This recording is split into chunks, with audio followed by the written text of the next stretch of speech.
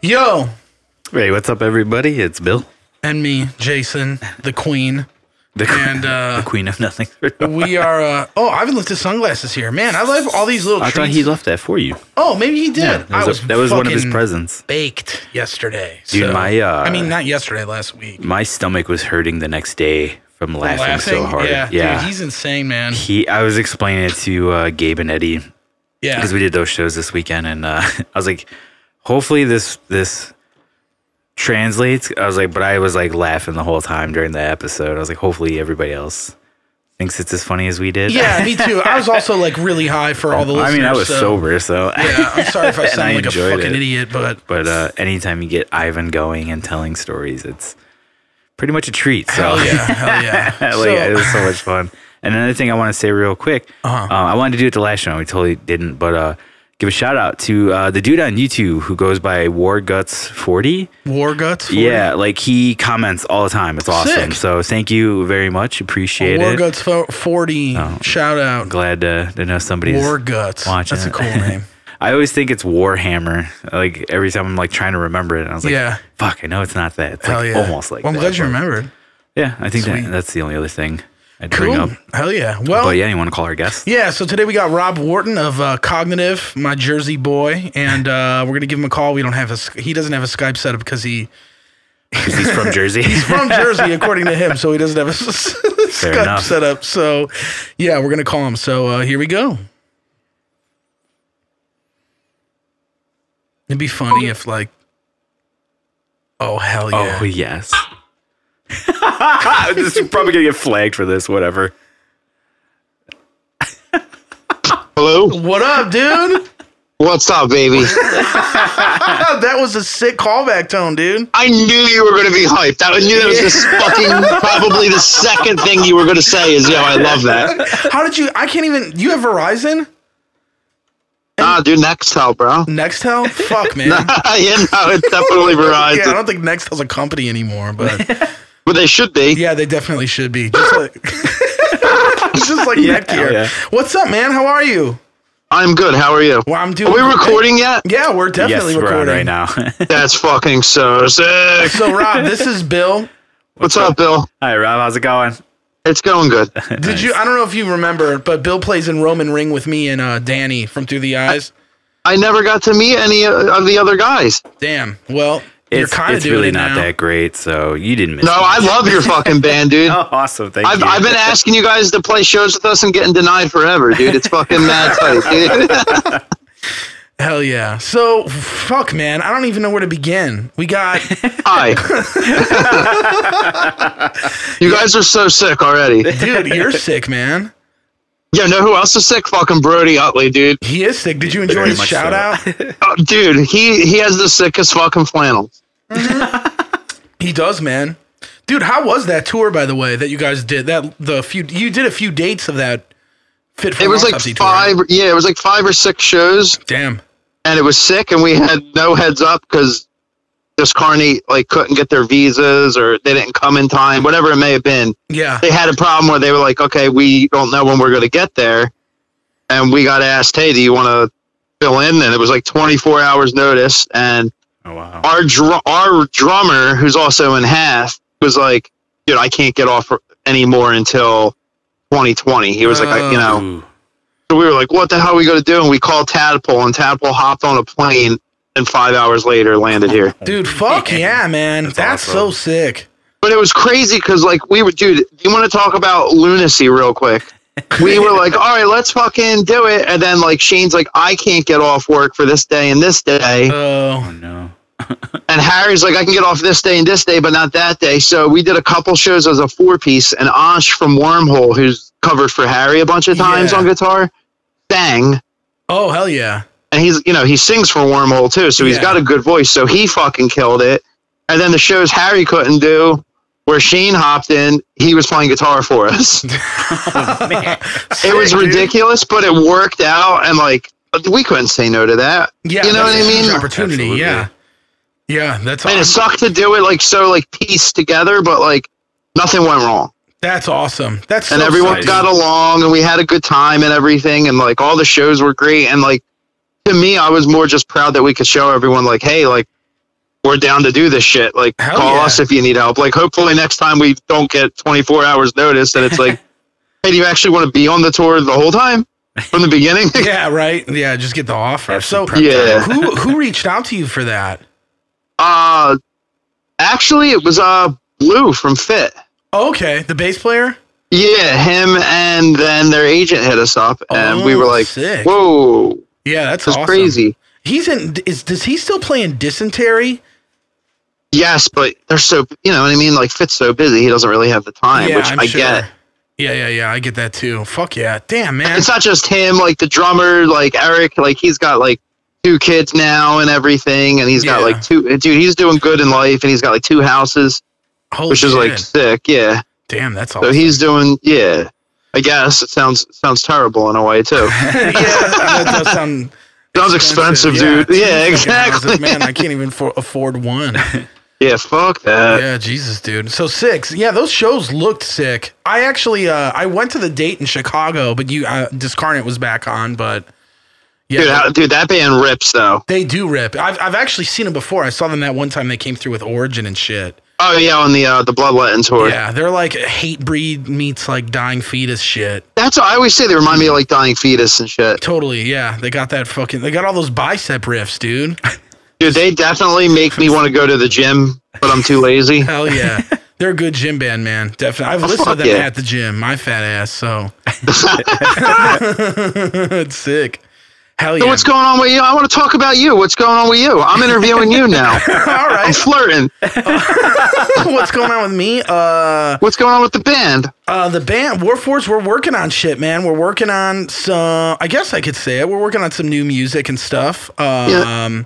We have studio dates booked at the end of April to get some new things in the works. And I like that shit. Yeah, man. We're doing a couple shows like here and there, and I think we might be doing like a little weekend run just to get some extra cash before we hit the studio. But our plan is to do that because we want to. We there's a bunch of shit I guess I can't really say yet that we're trying to plan out for later in the year.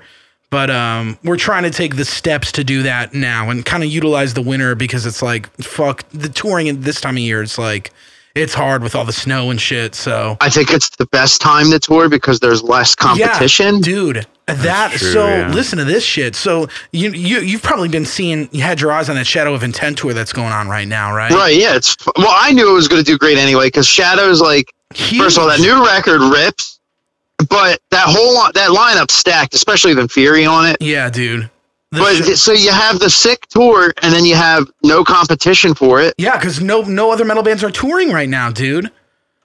It's crazy. We did a tour last year. We did a headliner in January. Mm-hmm.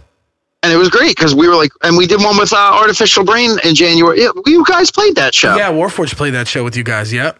And it was easy to do because there wasn't like 7,000 other tours going on where it was like, oh, great, now Dying Fetus is coming around and Behemoth's playing and that's Bart Bass doing a tour. That is a good thing to keep in mind. And I'm kind of like I kind of realized that because I went to the Shadow of Intent show. It was on Wednesday here at Reggie's in the big room at Reggie's. And it's sold out. So. I mean, that's not always an easy feat to do with a tour like that at a venue like Reggie's with like, I don't know, what is that room, 500 cap or something like that? Right. So it's about 5 6. It's big. And like, it was just like, it made me I was just like, fuck, man. Like, I wish we were on that tour. I wish we were on any tour, but like, Did they have a local open that show? Yeah, they did have one. This band called Portals. Oh yeah. They're like that. They're like that, like detuned deathcore. Yeah, kind of. Yeah, exactly. Them dudes are nice, and they are not scared to put in work. No, they are not. They're so fucking busy, dude. That James McHenry dude, their guitar player, he plays a 9-string, and they sounded great at the show. Like I caught most of their set, and I was just like, damn, like. They sound very pro, and they've been at it for so long. Like, good for them. Like, I'm glad that they got on a show like that, and they are really nice dudes. Oh yeah, we've played with them a couple times, and they're like really, really sweet dudes. Yeah, didn't they do that a couple shows on that Waking the Cadaver tour? I think they played 2 of them, and then they were like on a couple other shows with like another tour because I think they were on a tour, so it was just like them hopping on what they could when they were available. You know, when the tours met up with this and that. Dude, when tours collide, man. Dude, it's like fucking Power Tour 5000, bro. Hell yeah, man. Do you like Crowbar? I just got into them recently. I know, make fun of me. I'm not making fun of you. I actually just got into them recently, but Max really likes them. That's the no t-shirt band, right? Yeah, they have a pro. If Max likes them, they're probably sick, dude.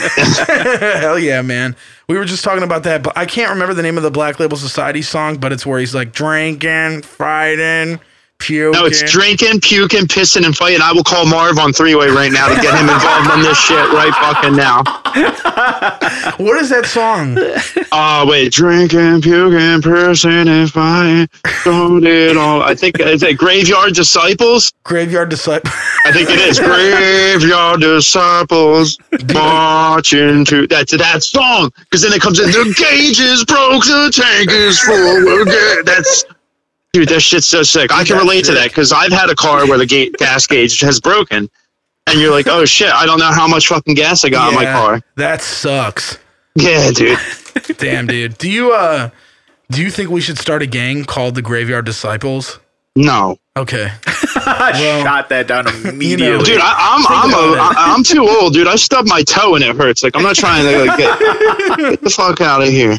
Yeah, hell yeah, man. I hear you. Well, if you change your mind, hit you up. Yeah, I'm down. I'm sure Marv would be down too. If I like, dude, most things I'm just like, Marv, would you be down? He's like never said no to me. So he's so fucking smart, dude. I know. He's a very intelligent man. They're playing a fucking off date with Beneath the Massacre. They're doing a headlining show in Milwaukee. I'm going to drive my ass up there to hang out with them. Really? Yeah. That's awesome. I might go. You should go. You should come all the way from. So are you live in Jersey, right? Yeah. Where do you live in Jersey? Like 20, 30 minutes away from Philly. Damn. Okay. Like South Jersey. Dude, so it's sick. So you're like God forbid territory? No, that's North Jersey. Oh shit! Damn, that's North Jersey. Yeah, it's done, dude. It's done. Just hang up, Jason. I was watching videos. Alex was showing me these videos at work of like how Byron would do all these call outs in the middle of their songs, but like weird ones where he would like self promote the band. Like he'd be like, God forbid, and then he'd be like, new DVD. He would just like say shit that like was that. His call outs? That was one of them, yeah. Like there's one part in a song on Earth's Blood, or he'd be like, God forbid, man. Earth's Blood, like promoting their own record and shit. I'm like, God damn, this band they're so sick, dude. Yo, that band is great. Yeah. Determination, I did a paper on that in college. Really? Yeah, I did. I had to do a descriptive essay for English. Hell yeah. Because I used to want to be an English teacher for high school. So I was like, yeah, I got to take all my English classes. So I was taking them. They were like, you got to do a descriptive essay on something. And I was like, yo, God forbid. I was like, God forbid, so sick. So I did it on, and this concert is lit. Yo, tell me this shit ain't sick. It was Agents of Man, Zayo, and then you ready? God forbid. And then we're going to keep it 100. Yeah. You ready? You sure? I'm ready. Yeah, I'm ready. Fucking E-Town Concrete, baby. Hard. Yeah. Did they headline? Confirmed hard. E-Town headline. Fuck yeah, dude. Okay. See, this is a little before my time, so I don't know, like the I guess how because I knew God forbid got pretty big, like by the peak of their career. I mean, they're like at least like doing Ozfest and shit like that, Right. But E-Town at that time was bigger. Like, dude, when I seen them, God forbid was demoing songs off of Gone Forever. Oh fuck! Okay. They only played like Force Fed and another song. They played 2 songs off of that CD, and everything else was Determination and Reject the Sick. Damn, hell yeah! That shit was tight. I really like that song "Divide My Destiny" on fucking Determination. I'm track 4 on Determination. Yeah, dude, that's a banger for sure. Dude, Broken Promise. Dude, I can. That whole CD. Don't get me started, dog. Stop. Just write another paper. Give me heartburn. I'll just write a paper, yeah. I'm just going to write a paper. I have nothing better to do. I got an album to write, bro. Yeah, fuck yeah, man. I hear you, dude. So you're writing an album? Are you guys tracking anytime soon? I saw you. I thought I saw you guys. Are you working on a music video too? Yeah, that's done. It's just we didn't release it yet. Okay. Is it a track from the last record? Yeah. We're gonna do that to promote the tour because we're announcing a tour. Pretty much I think Tuesday or Wednesday. Can you give us a sneak peek? Well, technically, this is not going to air until a week from tomorrow.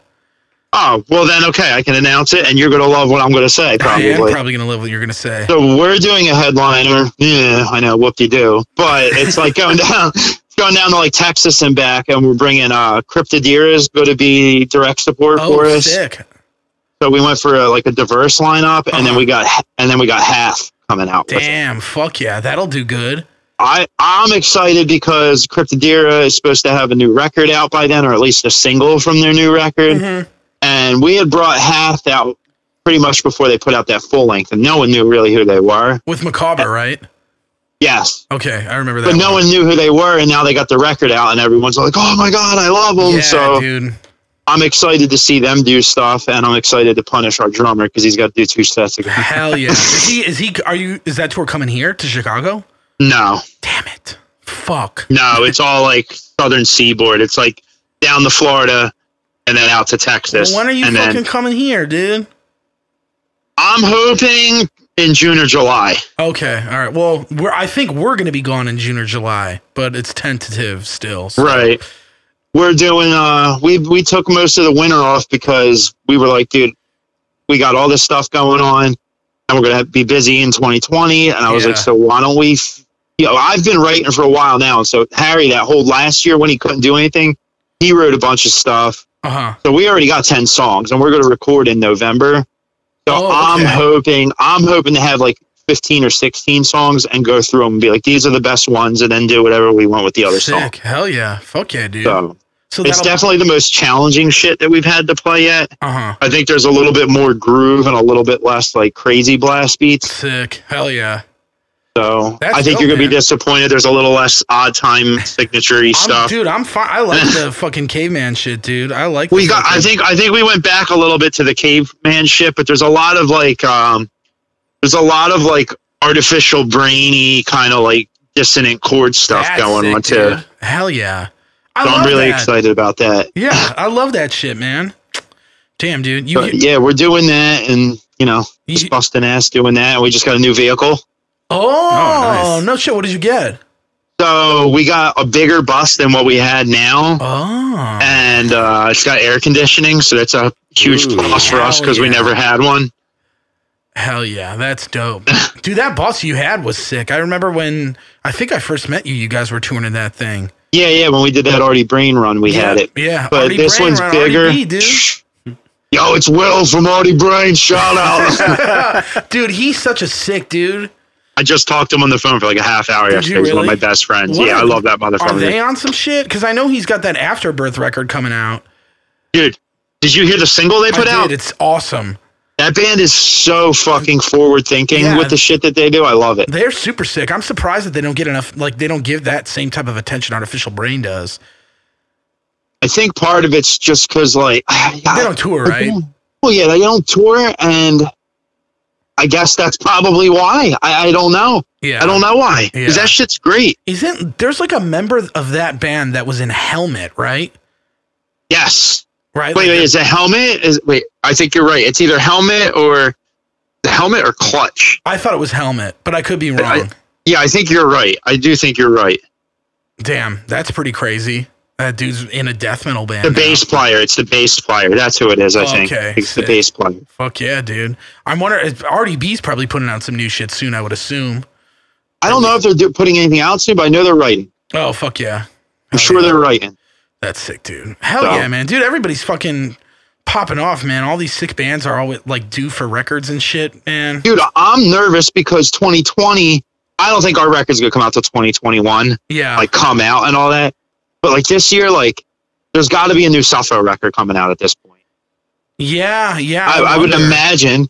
Meshuggah's going to be putting something out, I seen. Really? Okay. I think Nia Bliviscaris is going to be putting something out. Yeah. You hear that new Abysmal Dawn track that came out this week? Of course. Yeah, that's fucking insane. Yeah, that was pretty dope. I'm going to try and catch that show here in Chicago because fucking... Dude, Chicago's got such a huge Polish population and community, including me, and like the Polacks go wild for Vader when they roll through here. I have yet to see Vader, so I'm going to be at that. It's in Philly. It's at a pretty small venue, so I'm kind of excited. Hell yeah, that'll be sick. But that new Abysmal Dawn record is frigging ridiculous. Have you heard the? Oh, they're on. Well. So anyway. Yeah. Tell me what I'm playing video games. I'm playing Borderlands. You're playing Borderlands right now? Yes. 3? While I talk to you, and it's sick. That's dope. It's not grasping me like, some of the other video games we talk about. Like what? What was I playing the other day that had me? The new Tomb Raider, Shadow of the Tomb Raider. Oh, was that sick? Cool. It was fucking mad. That's dope. Dude, I played Star Fox 64 the other day. Oh, fuck yeah. That's a great game. Yeah, it is a great game. I love that game. Do they have that on Switch? No, I have it. They remade. Really? I have it for 3DS. They remastered it for that like years ago. Yeah, it's dope. Mm-hmm. We did. We had a lot of fun playing Switch on tour. Dude, we sure as fuck did, man. That's Smash Brothers, bro. When I get some spare jingle, I'm definitely going to invest in a Switch because, like, just on tour, even when I'm like with my friends that don't have it, I want to be able to do that because it's so fun. It is so fun, and people are always down, man. I'm trying to get us to get like a TV to bring with on the road so we could rig it up and like do like Smash Brothers shit at the merch table and stuff like that. Dude, that'd be awesome. Super fun. Yeah, that'd be sick, dude. Oh man, yeah, we gotta fucking get up together again and play that. We had so much fun doing that. There was so much shit talk. Yeah, the amount of shit talking we did, and we destroyed Marv like instantly. Dude, where were we? Where he had to buy me beer because he gambled, and he like threw his controller on the table because he was so pissed. We were in Boise at the Shredder. You're right. Yeah, you're right. Yeah, he's and I caught mad sick air on that half pipe. Hell yeah, yeah, you did. I remember that. I think that's still on Jace's Instagram, dude. Dude, he probably got fucking so much fucking street cred. Like, damn. He did, man. He actually got offered to be in gangs around here, dude. Yeah, man. They were like, yo, dude, we seen that video. But he said no, because, Chase is he's a noble man, and he can't get in any violence. All right, we got to talk albums from last year. Albums from last year? Okay. Like metal records? Yes. Okay. Blood Incantation. Okay. You want my honest opinion on it, or you want me to just? What do you want me to do? I want the honesty. So, I like half of what that band does. I really like the Rush, weird, crazy shit that they do and add in all their songs, and I think it's super cool because I feel like a lot of that wave of death metal that's become new can get pretty like similar. So I think that's cool that it separates them, but it's hard for me to get into the super death metal-y shit they do, like the super like caveman types, like that type of caveman type shit where it's like, I've heard this before, but I always love it when they get into the really weird progressive stuff. So I wasn't a fan of their earlier stuff myself. And I was like, I seen everyone jocking it.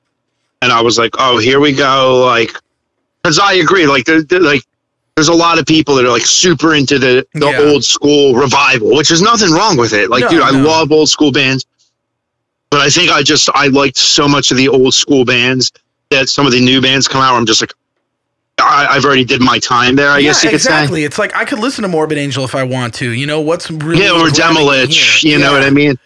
So, and it's not like any of these bands are coming out are bad at it, because so many of the bands are great at it. Yeah. Oh, so I was just like, you know what? Let me go listen to it one day. I was like, I'm going to go listen to it. Everyone's talking about it. Let me finally click it. And I loved it. And I think it's literally the same thing that you said. Because when they're doing the old school stuff, I was like, this is cool.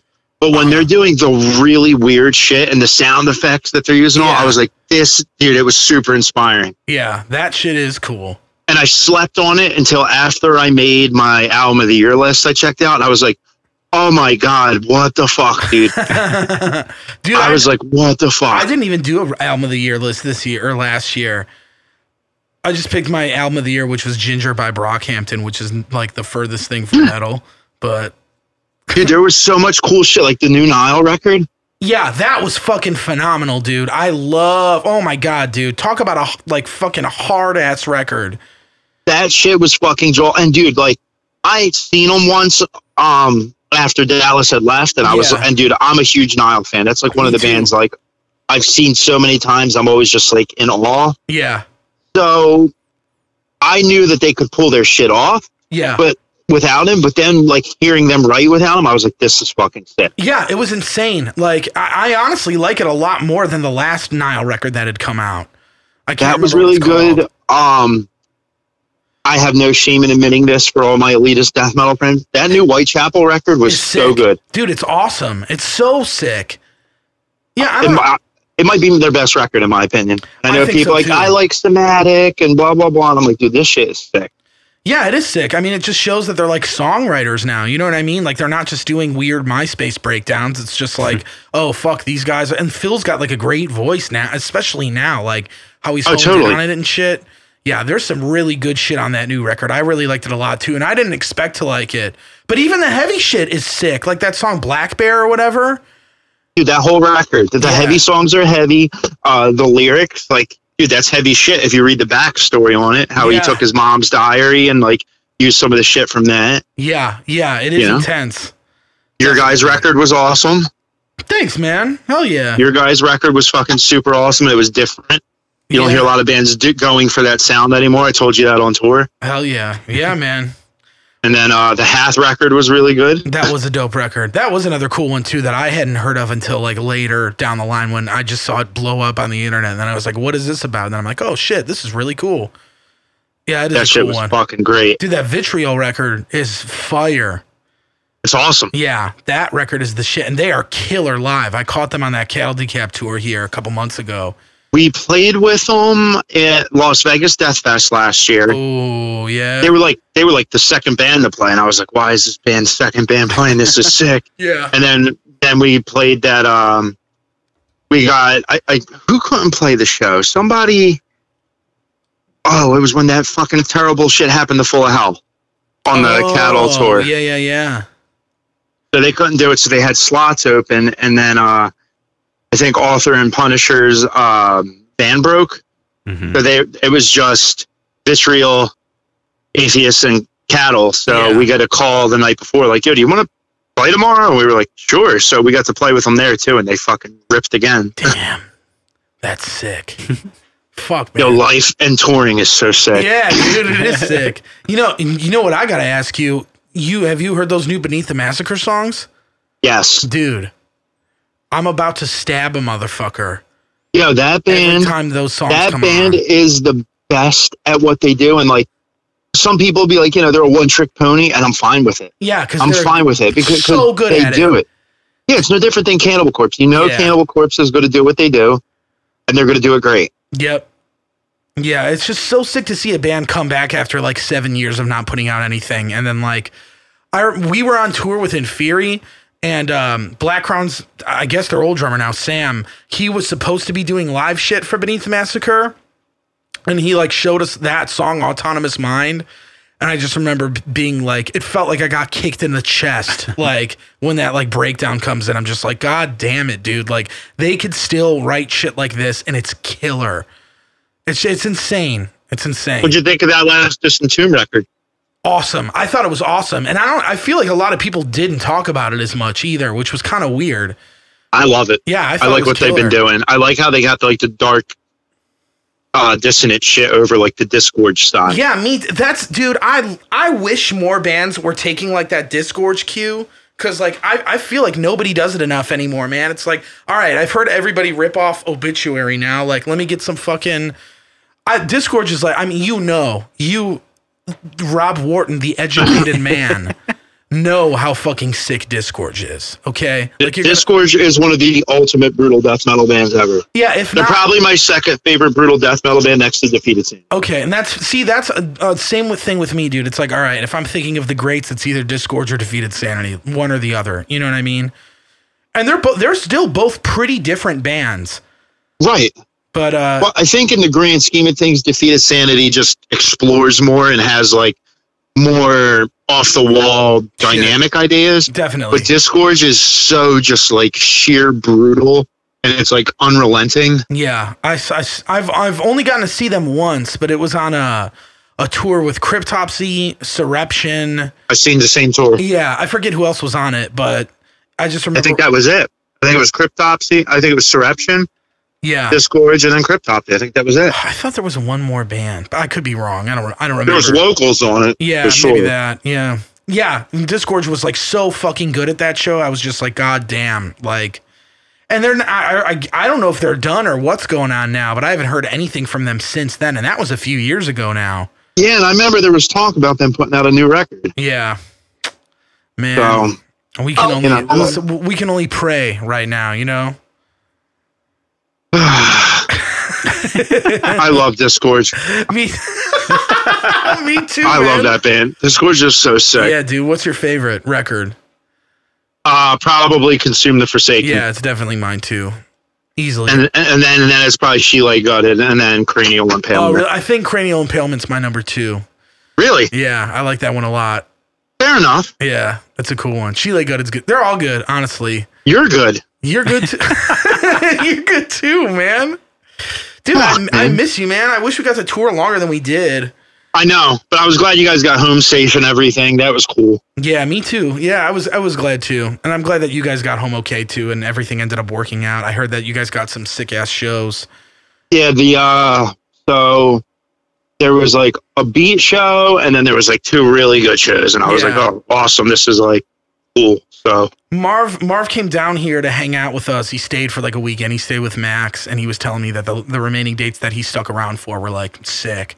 Yeah, and dude, him and Dylon sleeping in the back. Dylon like slept on the floor underneath a bench, and Marv was like sleeping in the back on all the fucking guitars and shit because we had that van rental. Yeah, hell yeah. God, I miss him. He's so fucking smart, He's dude. nuts, dude. He's fucking crazy. So Bill knows Marv really well because Roman Ring, before I was in the band, they did a tour with Macabre. Yeah, we did a week with them. I can't even remember where it was. I think it was just in the South area. Yeah. And it was a lot of fun. I remember that tour because I've been a Macabre fan for a while. Oh, nice. Yeah. Yeah, like even before I joined the band, the dudes like knew all of them beforehand, and then I got thrown into the pool, and we just did a tour with them. I was like, all right, let's see what these dudes are all about, and they're all amazing and just like the funnest dudes to be around. So it was a blast to meet them like that.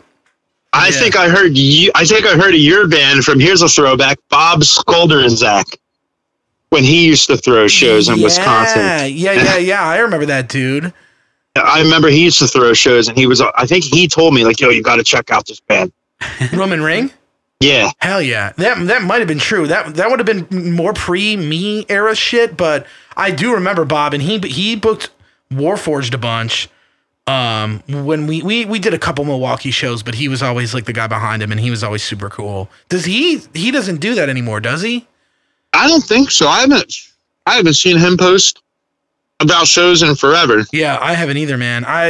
Because now I know a lot of tours are hitting up that spot like X-Ray Arcade in Milwaukee and shit, and we had to miss that date on one of our tours because we had some shit go down. That was something wrong with your van that day, right? Yeah, our engine. So you were like, if we're going to skip anything, it was your transmission, right? It was our engine. It was like that's what was your block and stuff. Yeah, we had to get the whole engine replaced. So. And I feel like I'm going to miss one. Let's miss the one at home where we can play anytime. Exactly. Right? Yeah, we're working on getting back up there in a couple of months anyway. So we'll definitely make it up. But yeah, dude, fuck, man. R.I.P. our old engine. But you know, I got a new one. I know we do got a new one, and the van is just fine. What other cool shit can we talk about? I don't know, man. We could talk about a lot of cool shit. What did you eat for dinner tonight? Ham? Like cold ham? No. It was like fried ham. Ooh. And then I had cauliflower. Sick. Nice. That was and a baked potato. That's pretty good. How'd you cook? Because I got to watch how I eat now. I got that high blood pressure. Oh, I didn't know that. Yeah, I got to watch my salt intake. Good for you, man. You got to watch that sodium, dude. Yeah, it's hard. It's hard. It's hard out here, dude. You know what it is? It's hard on the road.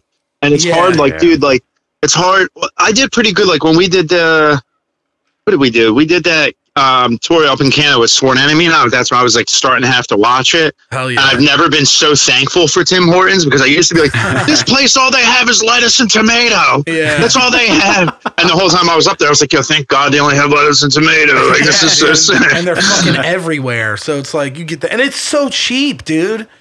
Yeah, Tim Hortons is the shit. So I have to watch it there. So like eat on the road, and because we had a van rental, it was hard because like normally like when we're on the road, I have like a grill, and I have like a fucking George Foreman grill, and I have like a charcoal grill where I'm like, yo, I can cook, and like I can make like grilled chickens, you know, wraps and shit like that. Hell yeah. Damn, that's sick. Do you have time to do that shit? Oh, yeah, you know how it is. You show up to the venue. Yeah. It's true. And just sit 7 hours before you're supposed to play and shit. Yeah, we got plenty of time. Yeah. It's a shame, dude, because like we love doing that. Yeah. And we didn't get to do that on that tour. But yeah, for me to be able to eat like that when we have the grill and all that shit, it's easy. But I didn't have that. And then like lately, I get done work and I've been going to the studio to like write shit and record shit and doing this, and that. And I'm like, you don't get home till fucking 9 o'clock. Of course, you got to stop somewhere to eat. And like, what am I going to do? Of course, you got to stop somewhere like stupid Wendy's or something. Yeah, yeah. You know, and I can eat that shit once in a while, but like, you know, I'm not trying to eat that shit twice a week. Yeah, good for you. You shouldn't be doing shit like that. I shouldn't be. I've been working on that shit too and avoiding it. It's hard. It's hard because it's not even like it tastes good. It's out of the sheer convenience of, I'm hungry and I got to eat now. Dude, it sucks. I like for a while after we got back from that October tour, I would get fucked up like with my pen, like my weed pen. I would hit it after work and I take the train from the city out to where I live in the city, which is like way on the north side. But where I get off the train is Loyola College. So immediately when I get off the CTA, I see Raising Cane's, Taco Bell, Five Guys, Potbellies, Insomnia Cookie, Popeyes, Dunkin' Donut. There's like a shitload of, you know, like fast food restaurants for college kids there. So my fat ass, I'm hitting my pen. I'm like, yo, which one of these am I about to fucking kill tonight, dude? Yeah. Like, which one is getting graced with my fucking presence tonight? Yeah, dude. Exactly. And I'm just kind of like, man, like, I've definitely cut back a lot and been like, I can't be. Yeah, and you notice how much money you save when you do that? A shitload. You save a shitload. Just go to the fucking grocery store. You know what I mean? And dude, I love cooking. Yeah, dude, I wish we could have had a fucking grill on that tour, dude. You would have been so hype. I'd be cooking like lemon pepper chicken and shit on tour. Like I cook real shit. Dude. I don't buy frozen burgers and shit. I'm like, guys, we're getting steak and we're having steak fajitas tonight. Oh, fuck, man. Hell yeah. I would love that. I don't know why we don't take a grill. Like we have enough room for it.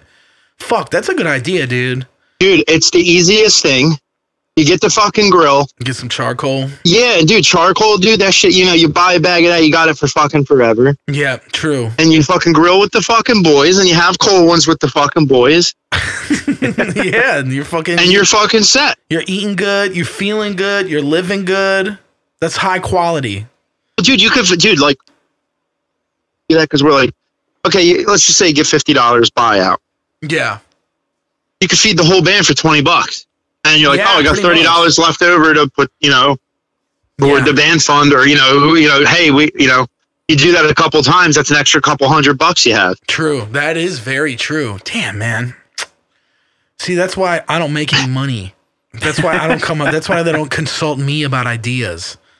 Dude, you guys got the trailer. You guys own that, right? Yeah, dude, you should get one of them. We actually don't own it, but we pretty much could get it whenever we want because of Max's hookup. So. You guys should definitely invest in that. And I think I'm going to.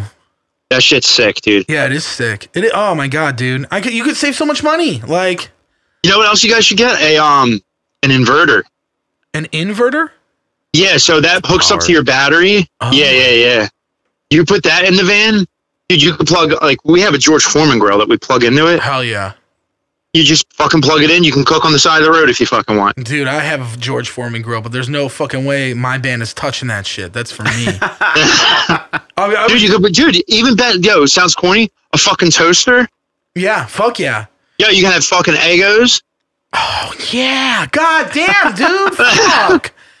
You get fucking Eggos in there, dude. Well, we took on that tour. Adrian brought like a heat kettle, like a portable kettle type thing. So yeah, I remember that. Yeah, so I was eating oatmeal, mad oatmeal, dude. Oh, nice. Well, you know what I'm looking into now? Right now is going to be a fucking hot air fryer. Oh, nice. That's sick. Yeah, I gotta figure. I don't even know how that shit works, dude. Yeah, I think you plug it. I watched Harry use it the other day. He plugged it in and he put the timer on for 5 minutes and put a hash brown out, and he pulled it out, and it wasn't all like greasy and shit. And I was like, yo, that shit looks fucking straight fucking banging, dude. Dude, somebody sent me a picture of chicken wing. I don't even remember who it was, but these like good looking chicken wings, like better than Wingstop looking chicken wings. And they were like, yo, air fryer. And then in my head, I was high at the time too. I was like, damn, will they just stick this fucking chicken in here and then pull it out and it just looks amazing? Like that good? I don't even know. I don't know. Apparently just heats up the air. Apparently just heats up the air super hot. And like the thing that you put the food in is like a non-stick pan. Yeah. Damn. Okay. And apparently you can just pretty much pull it out and clean it just like a regular frying pan for the most part. But you don't got to put like butter or oil or nothing in there. Apparently. I wonder how much those are. Probably like 100, right? For a good one. Yeah, they range like all over. Yeah, if you go to Walmart, you know you can find one for like $40. Yeah, damn right. And you could probably get it in fucking Realtree camo, which definitely makes the food taste better. Dude, yeah. Especially if it's at Walmart, dude. Hell yeah, I want that Realtree fucking air that Duck Dynasty air fryer, dude. Dude, we were in Virginia before and we went into a Walmart and they had Realtree everything. Oh, sure, yeah. Yeah, dude, it was like really hard to want to leave, dude. I was like, damn, dude, I never knew I wanted a fucking Realtree vacuum cleaner till now, dude. Hell yeah, dude, that Realtree Dyson. Fucking yeah, dude, they had all that shit, dude. They had a Realtree refrigerator in there. I was like, this fucking sick, dude. Camo accessories are like, I literally, if anything comes available in camo, I'm not going to say no. You know what I mean? Like, trust me, I know. If I could get my car in camouflage, I'd be like, yo, yes. Yo, you could drive it out here. My buddy, the guy, when I make stickers and all that, does car wraps. Oh, yeah? Yeah, all right. I'm going to let you in on this. So I'm getting a new guitar soon. And the guitar I have now is getting wrapped in Realtree, and it's getting Hunter Orange fucking hardware. Dude, that's fucking awesome.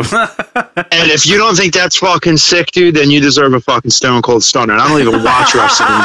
Dude, I don't even know how I could be in the same room as something that sick. You know what I'm saying?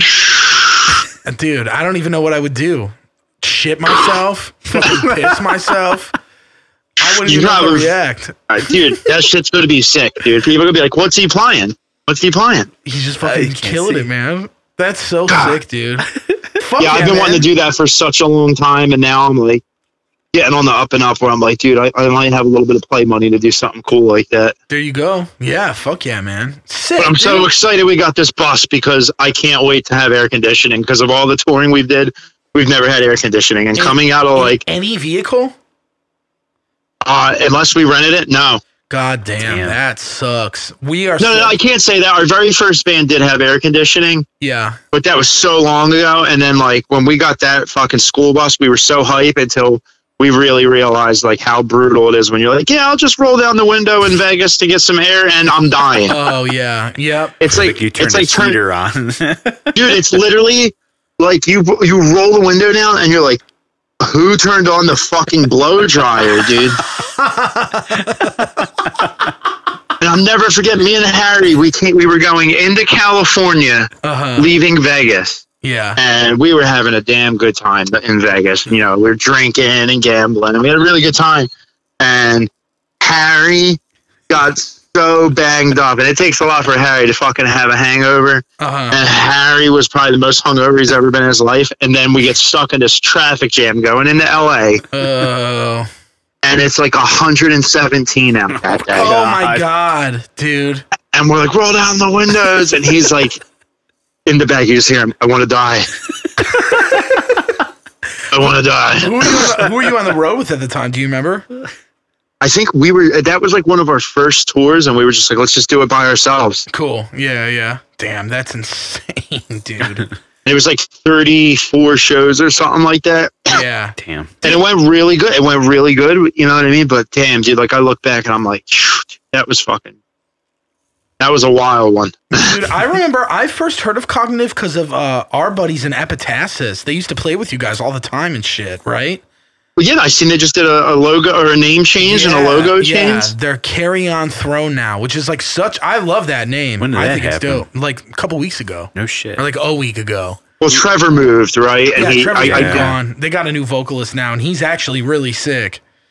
So now it's Joel, right? Yeah, Joel. Yeah. Alejandro still? Yeah, Rocha and Chapa are both doing it, and I don't know who. Different drummer, right? Yeah. Because I remember there was the old drummer. I can't think of his name right now. They had Drew was playing drums for them. I know Drew hasn't been in that band for a while. I knew it seemed like once Drew left and Trevor moved, like everything kind of just went on a hiatus, I guess. Yeah. Yeah, they definitely slowed down. Well, it was I know Drew left, and then Drew came back for a while, and then he left again. So I don't know what their drummer situation is at the moment. They hit me up to do a single with them, and I said I would be down, but they never really followed up with it. So I was just like, oh, okay. Them dudes were always non but nice. We've stayed with Alejandro a couple times. Dude, his house is the shit, man. You stay in that fucking penthouse suite upstairs? Yep. Hell yeah, man. Dude, that shit's fucking mad sweet. Yeah, I've gotten drunk with him. We met his dad. Oh, yeah. Hell yeah. His dad is tough as fuck, man. Yo, his dad is that fucking bull. Yeah, dude. His dad looks like he could lift a car and throw it at my head. I remember when I met him, I was like, dude, like, this guy's going to probably be, like, short and quiet, kind of like Alejandro. And then he comes up. We were like, yo, dude. Yeah, dude. He is. That dude looks like a superhero. He does look. He does look like a superhero, or at least a supervillain. Like maybe like, yeah. But he's not like the main supervillain because he doesn't look like evil. No, but he looks like the right. You know what he is? He's the henchman. Yeah, right? You got to get through him. Yeah, he's the mini boss. He's the mini boss. Yeah. Oh my god, man. Yeah, I miss. Dude, I haven't seen those guys in so fucking long, man. Yeah, they're the shit though. I love all those dudes.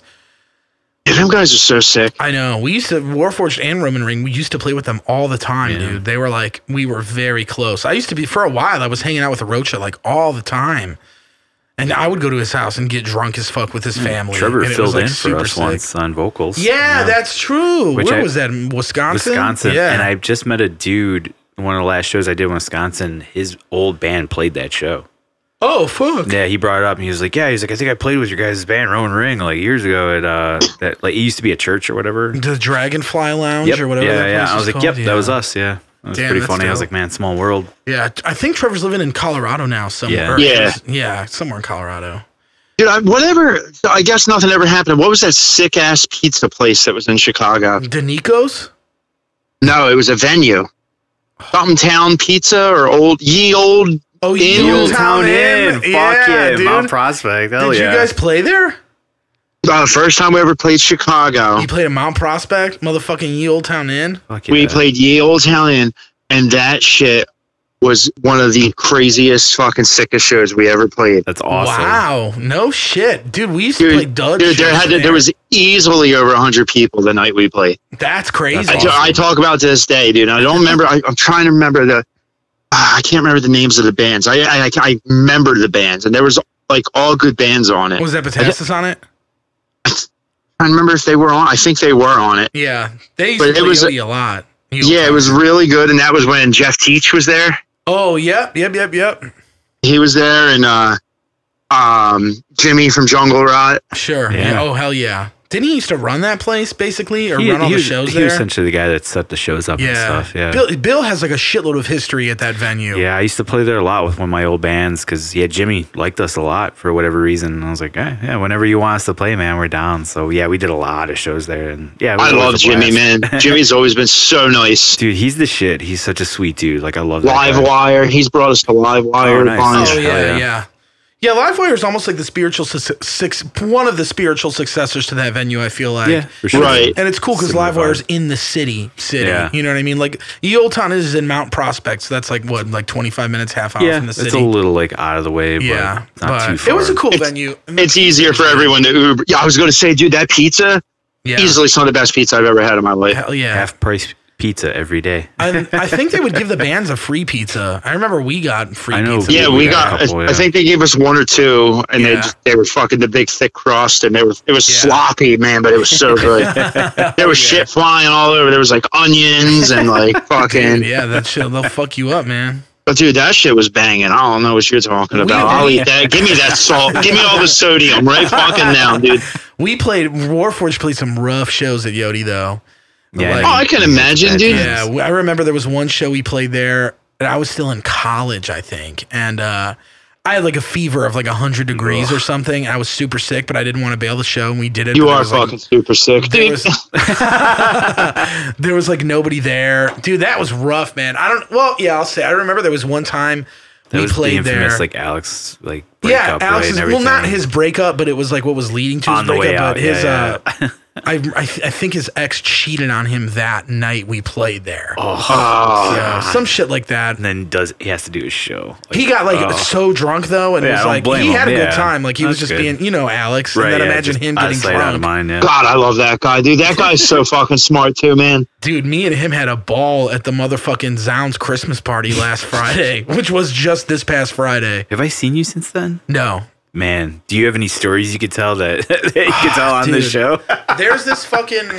Me and Alex got... This is such a good phone call. Dude, I'm going to talk to you guys all the time when I'm sitting here playing video games. Dude, we're down. Did Nate come out to the party? Nate was at the fucking party. Dude, so listen to this. So me and Alex, like, as soon as we got done with work, we're like, all right, before we see anybody, let's get high as fuck. Nice. So, like, fuck yeah, we went outside. Me and him just, like, got baked, like, really high. And I kind of, like, told, because Alex, like, will freak out a little bit sometimes when he smokes too much. So I told him, I was like, I got your back. Like, I'll make sure you don't do any weird, dumb shit.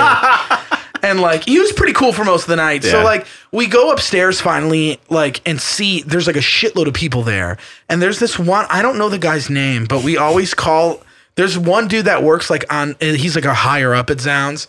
But he's, like, we just call him the ugly guy, the sick, ugly dude. Because he looks like, he's got the same hairstyle as, like, Larry from the Three Stooges, where it's, like, bald on top, but it's, like, growing crazy out, like, on the sides and shit. And so it's like Hayachi from Tekken. Yeah, it is kind of like Hayachi, dude. If Hayachi had black hair, he would look just like this dude. Yeah, dude, he's very Hayachi.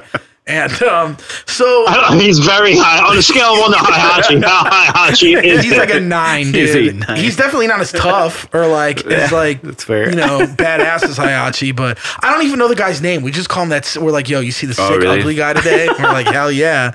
So we're walking upstairs. We're going to get some food or whatever because it was catered. And we're walking back. Like, we're walking back to go over by where the beer kegs were. We see this.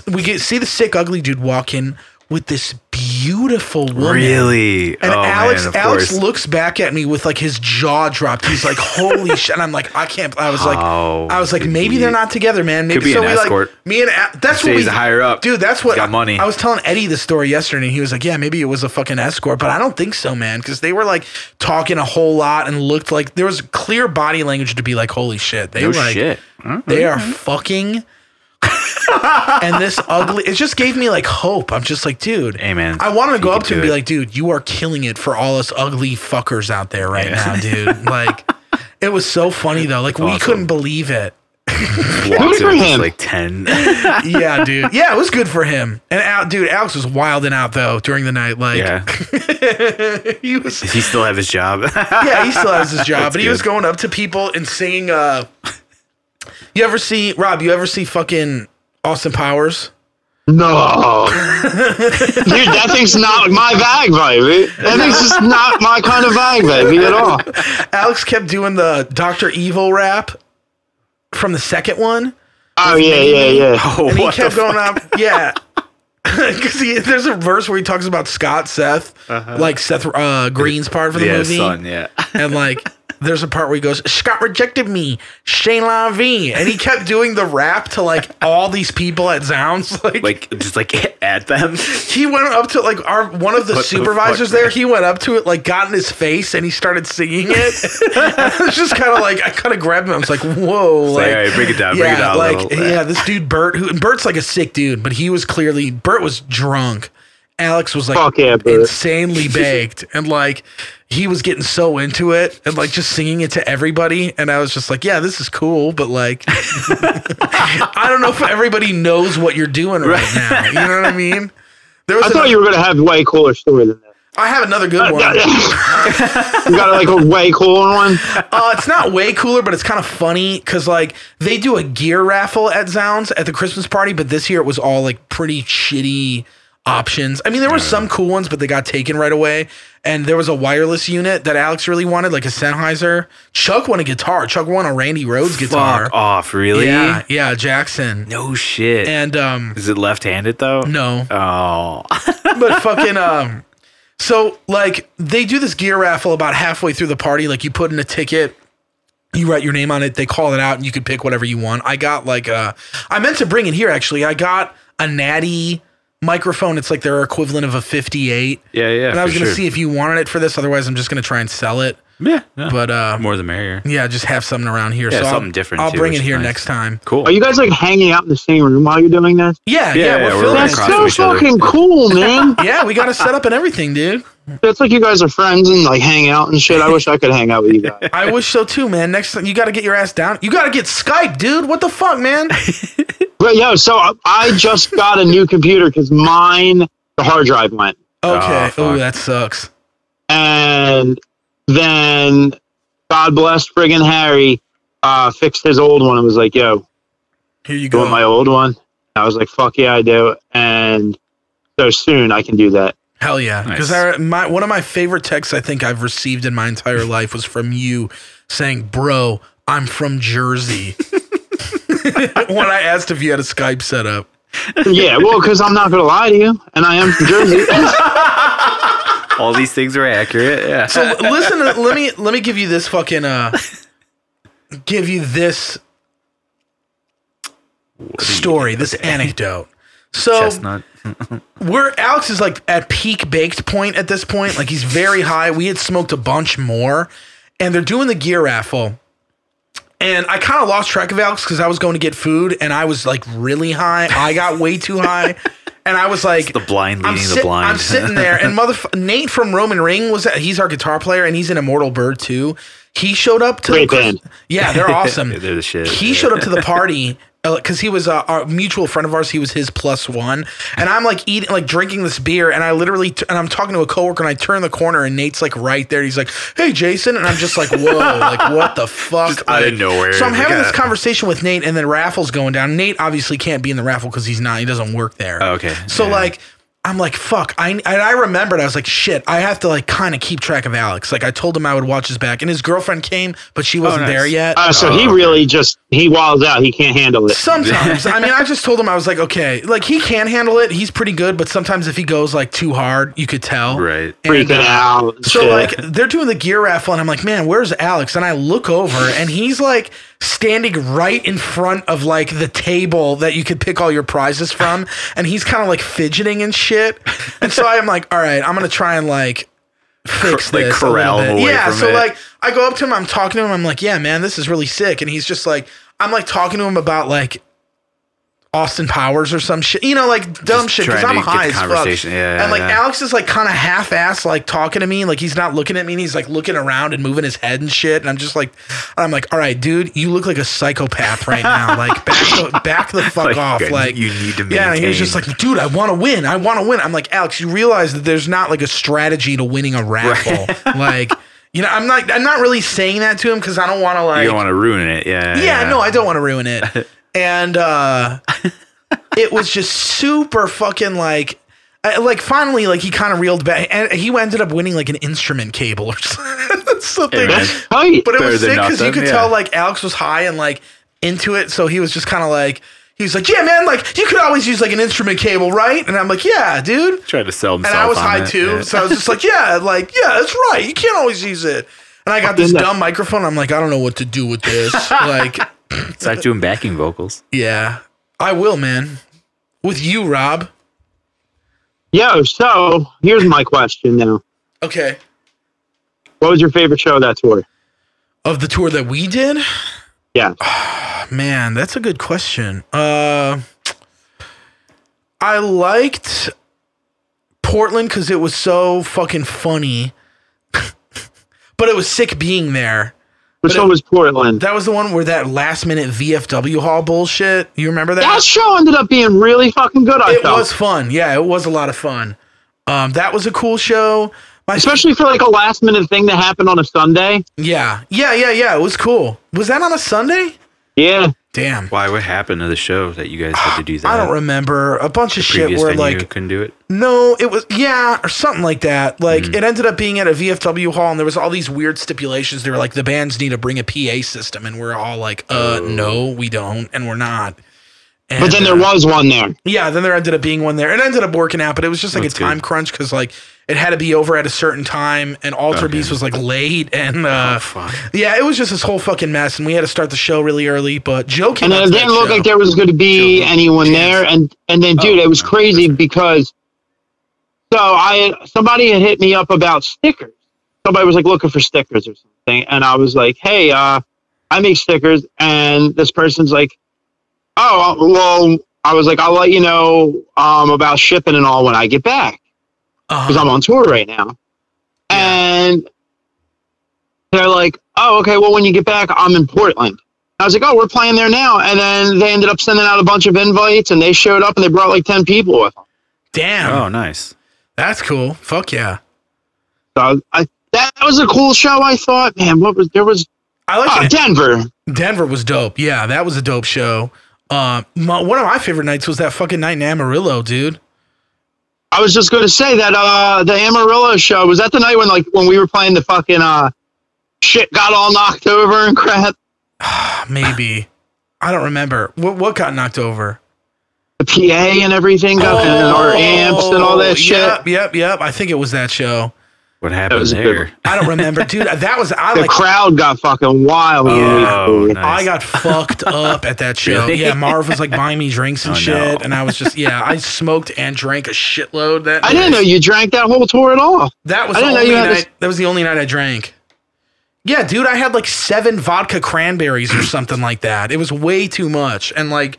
We ended up staying with the promoter that night in like his trailer, and I didn't remember it like the next day. Yeah, it was like fucked up. Man. He was drunk. A really nice dude. Yeah, he was a sick dude, and it was cool that he let us stay. But I like got in my boxers and shit. Like I woke up like I was almost dude. And I was just like, what am I doing, man? Like, and I woke up the next day with a cold. Why am I playing metal? I woke up with I was like really sick the next day, like with a cold. Yeah, it sucked. That was Austin when all that shit went down.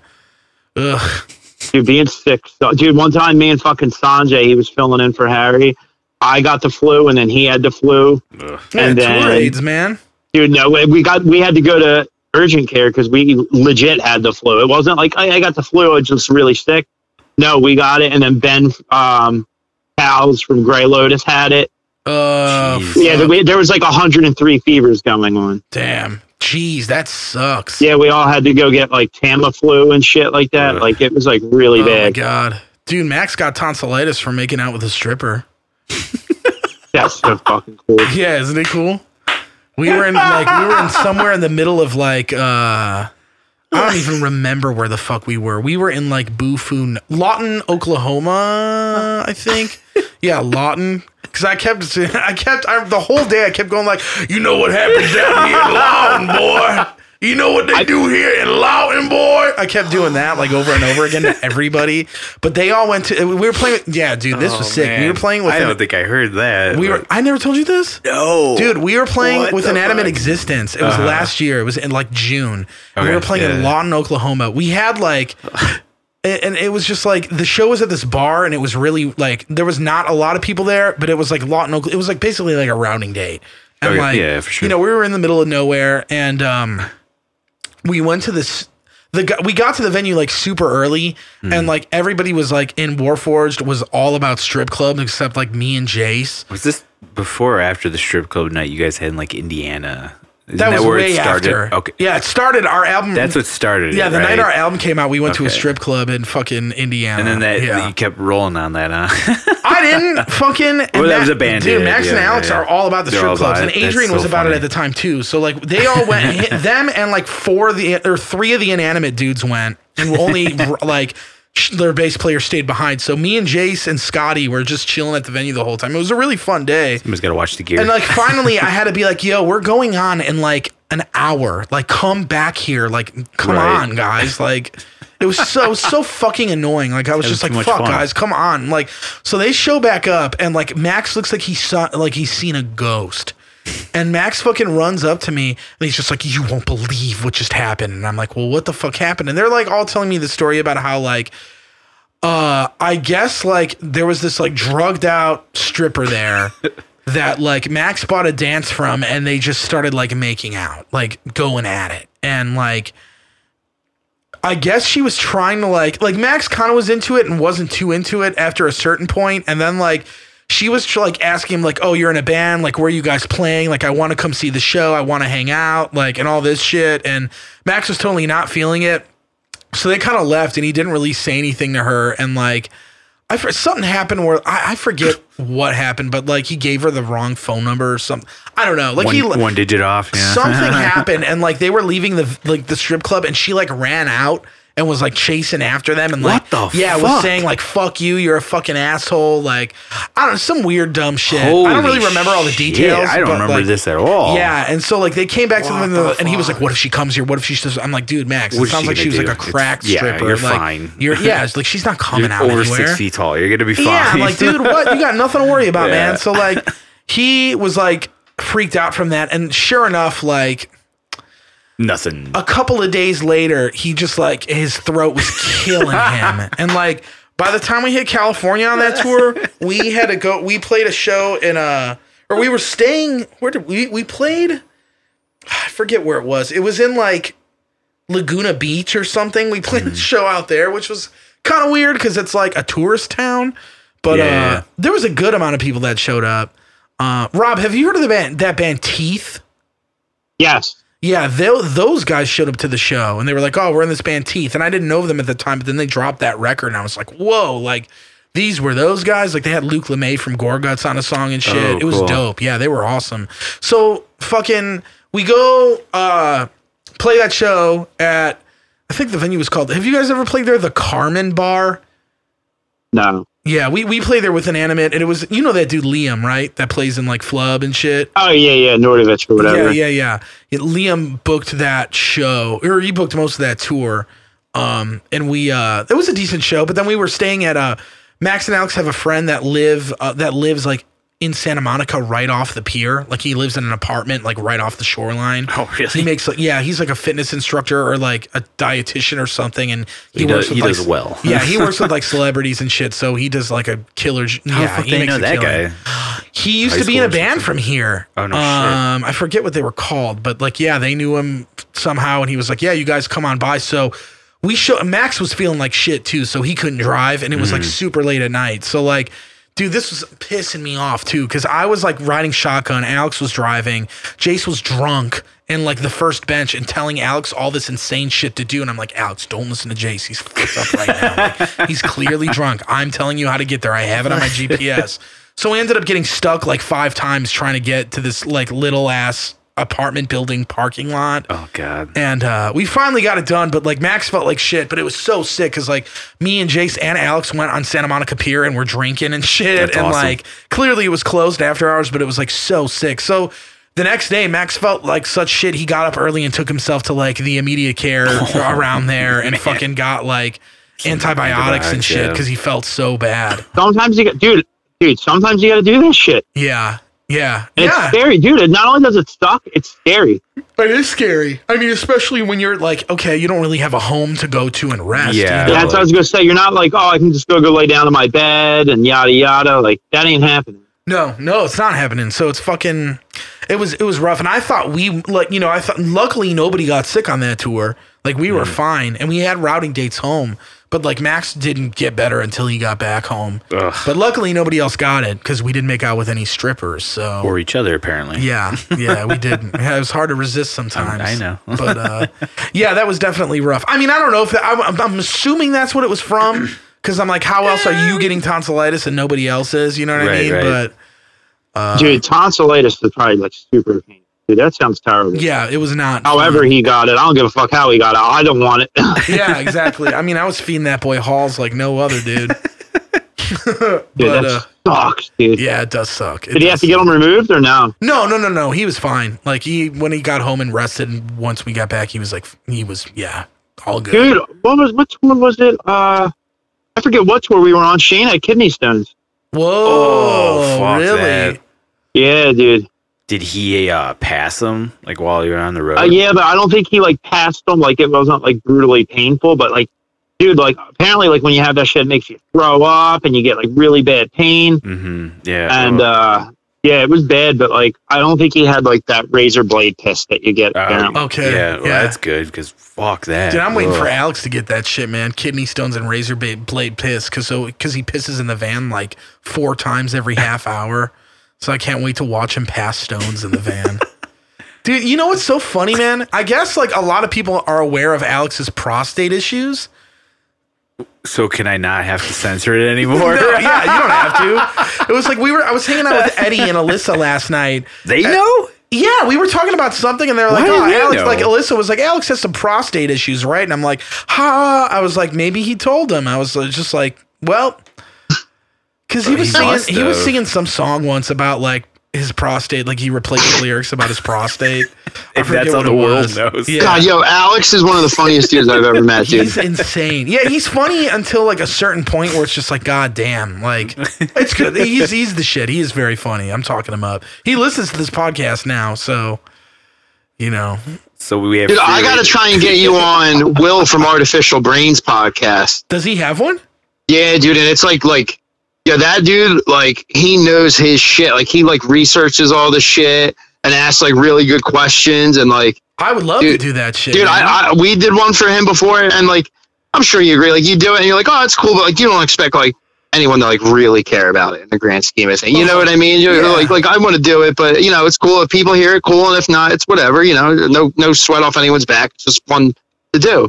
Yeah. And I was getting messages like, dude, that was so insightful. And like, dude, that's so cool about that. And I was like, whoa. Yeah, dude, people love and podcasts, it's like, man. Yeah, dude. And his shit's like popping off, taking off, dude. Good for him, man. Fuck yeah. So what's it called? The Heavy Hole Podcast. No shit. The Heavy Hole. I've never heard of it. I'll have to check it out. Dude, he like really gets into it and does like, he's like super like ready with his questions and he's like, does his research and. I would love to be on that. He was on our record. He did guest vocals on our fucking album. I would love to be on his show. Shit, dude. Dude, he's one of the best damn people I've ever met. He's sick, dude. I've only met him a handful of times, but he's always been super cool. Will Smith, baby. Man. Yeah, he's the fucking man. Yeah, dude. Oh, by the way, we should take fucking 24 seconds of silence or 24 minutes of silence for motherfucking Kobe, dude. Oh, we're doing it. We do it. No, I'm sorry. I was actually paying attention to my video game. My bad, dude. Did you fucking hear about all that shit, man? Yeah, dude. You know, more than anything, dude, that fucking his daughter dying. Yeah, that true, sucks. Dude, you know. Yeah. That's fucking, you know what I mean? And like, dude, imagine being his wife, like dealing with all of this. Oh my God. Yeah. That's fucking terrible, dude. Yeah. That's fucking terrible. And you would never see something like that coming. You know what I mean? Oh, hell no. Hell no. Dude, wait, you want to really talk about Wild? Yeah. But let's talk about Wild right now. I got teary-eyed over it. We're going to keep it real. Sean Reinhart. Yeah. Yeah, man. That was fucking crushing, dude. Yeah, it's fucked up. It's fucked up. I'm curious to hear like what is behind that or how it happened, and it's sad, man. It's really sad. I was talking to somebody about it yesterday because I mean, obviously, it was found out yesterday, but it's just, you're talking about one of the most impactful drummers in death metal history. Really, absolutely. You're not talking about just like, oh, dude, that guy's so fast. You're talking about the dude that dude, that dude's cymbal work.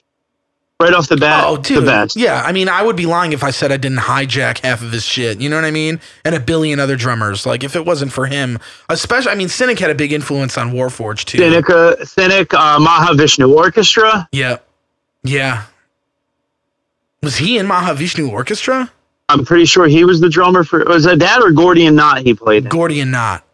Was it Gordian Knot he played in? Gordian Knot, yeah. I believe he was probably like a kid when Mahavishnu Orchestra was doing shit in like the 70s. Okay, well, I fucked up. I'm sorry. You didn't have to G-check me. I didn't mean to.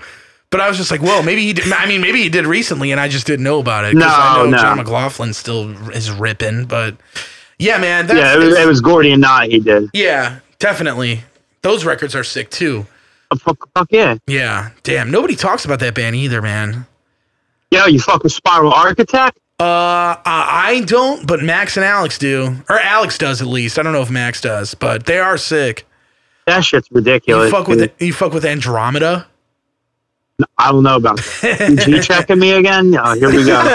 I should have kept it real and been. I just like I should have impressed you and be like, I like the demos.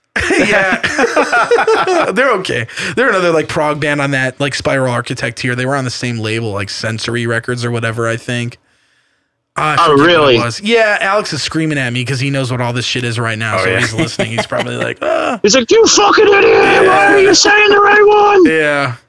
But yeah, man, I mean, Sean Reinhart, all that like I was definitely, because I always knew about Focus and I thought it was a sick record, but Traced in Air, when that dropped, that like, I mean, in my opinion, that was like a game-changing record. Oh, totally. Yeah, it was just insane. Like, people heard that for the first time and it was like, whoa. Like, now, do you like them once they got rid of the death metal vocals or no? On that record or like after that record? I mean, I'm just talking about like them as a band when they went full prog and...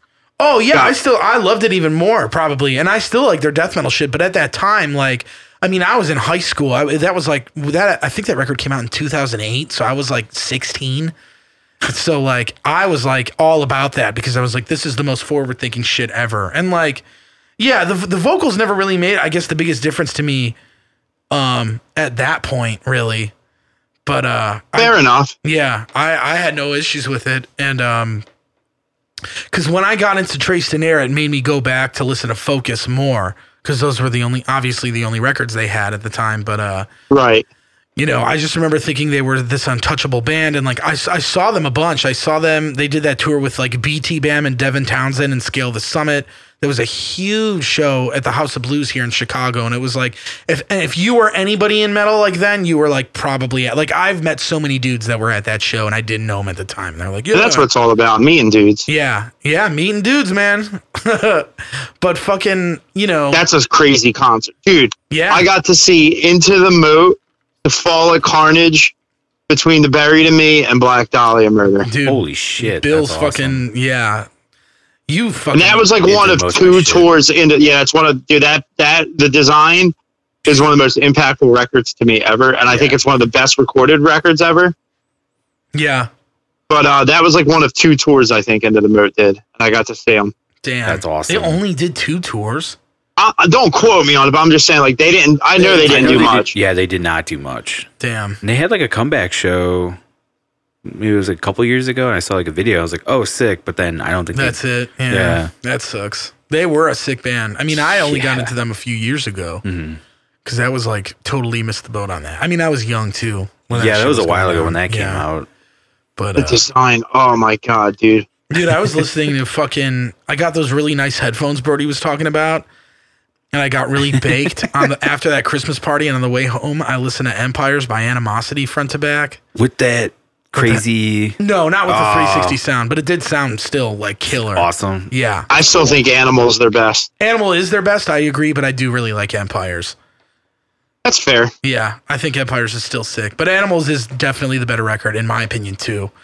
But anyway, I'm getting sidetracked. So Sean Reinhart, fucking what crushed me was like, do you remember when all that shit went down between him and Paul, like on the internet? Oh yeah. You know, he like locked them out of their. He quit the band, or like he essentially tried to kick everyone else out of Cynic and keep the name, and like it was sad. It was just like fuck, man. Like I thought these dudes were like this unstoppable force of prog supremacy. Like they had just put out that third record. I can't remember what it's called. You remember what that one was called?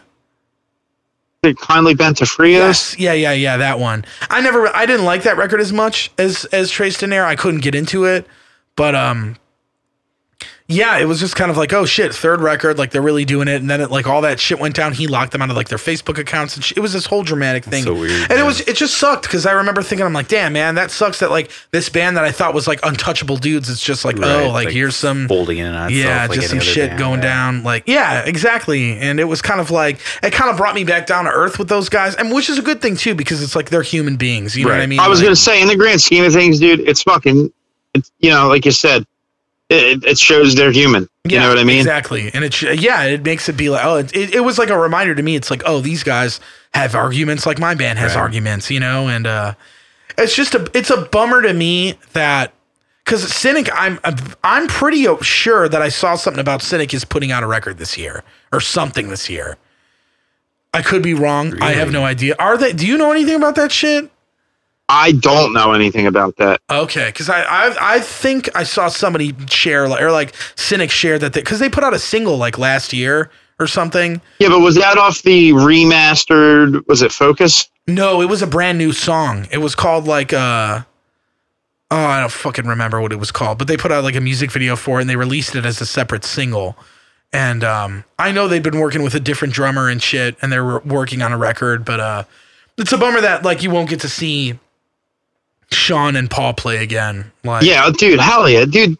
Yeah, you're talking about fucking human. You're talking about the human fucking, dear God, dude. Yeah, man. Yeah. It's a bummer. It's a bummer. I mean, I got to see them play Focus front to back on a tour. You ever see Death to All play?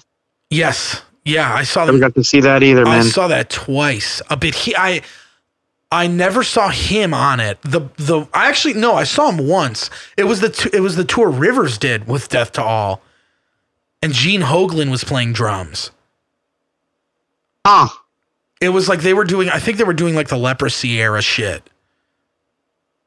Dude, I'm jealous. There's so many shits that I wish I got to see. Yeah, I hear you, man. Yeah. I never got to see God Forbid.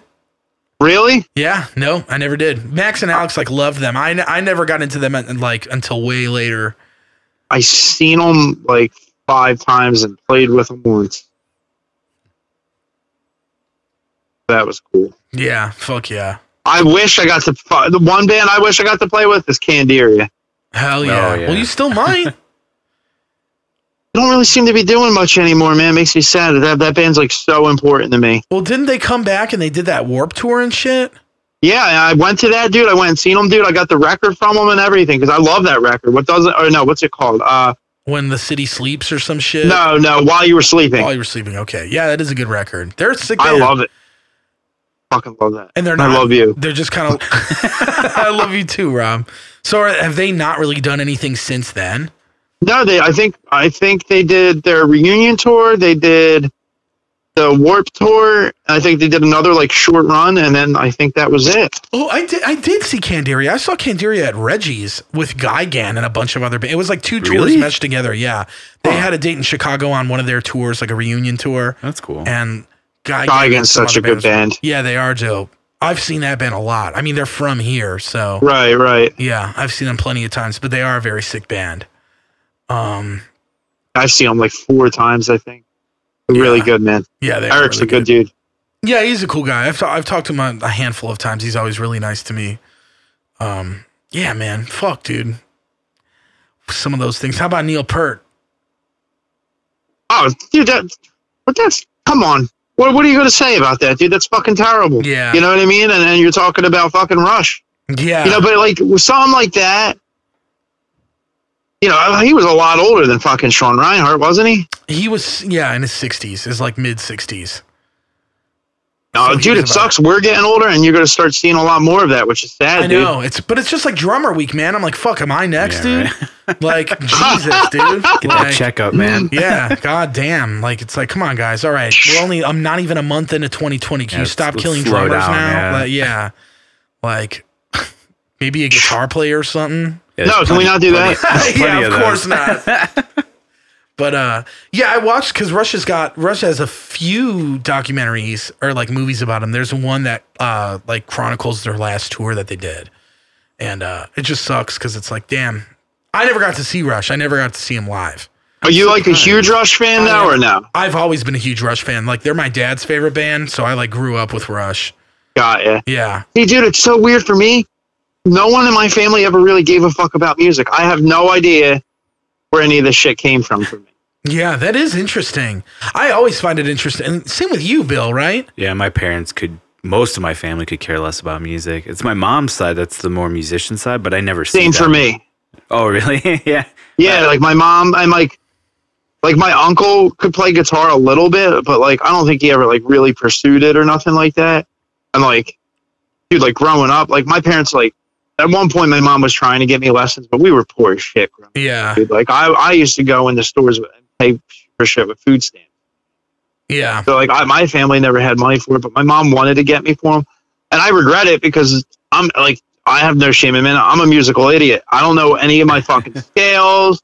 I don't know any of my time signatures. The only reason I can count even is just because I can play drums too. So I'm lucky with that. But I know I'm a fucking buffoon. Me too, man. I don't know that shit. I never had proper training or lessons or anything like that. So I can relate to that shit, man. So no one in my family ever really cared about music and shit. And I was just go ahead. For both of you guys, so did you ever see your parents buy a CD or a tape cassette or a record? Dude, ever? Never. Really? Your parents had no records or anything? My parents had records. My dad, I remember growing up, I would be talking about music and he would be like, what do you know about Iron Butterfly? And I'm like, nothing, Dad. Dude. What the fuck is that? Oh, that's the wrong song. Yeah. Fuck. What is no. In the Garden of Eden? In the Garden of Eden, baby. Isn't that Iron Butterfly? Yes. I don't know because I never listened to that shit. Oh, damn. I'm pretty sure that Do they got blast beats? Yeah, it does.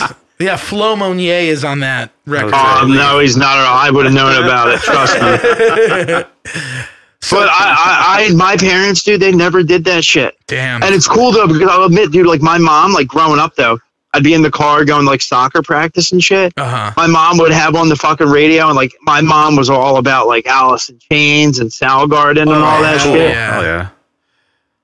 Fuck yeah. So that was always cool. That was always cool. You walked out of that motherfucking minivan singing that. Minivan? Were you crazy? I was the founder. Got time to wait for tomorrow. The founder. The founder. Dude, I love crushing that song at karaoke. That's one of my favorites. That is a good one. Dude, we were trying to go to karaoke in Denver afterward, but we couldn't find any. I know, man. Fuck, dude. I would have killed that song. I would have. We'll see. No, if you picked that, I would have picked something else. I'm trying to do Macy Gray or some shit, you know? I want to do Justin Timberlake. You should. I would love to see that. I bet you would be great. So, Bill, I would be bad at it. Did your parents ever do buy records or CDs or anything? My mom was more into music than my dad. My dad's so autistic that he just doesn't get music. Yeah. And my mom was a huge Neil Diamond fan, which I was never. I was really never into. My grandma likes Neil Diamond. Really? Yeah. And a few other things. She had little records 45s. Oh, okay. That I would always kind of sneak in and listen to on my little record player. Okay.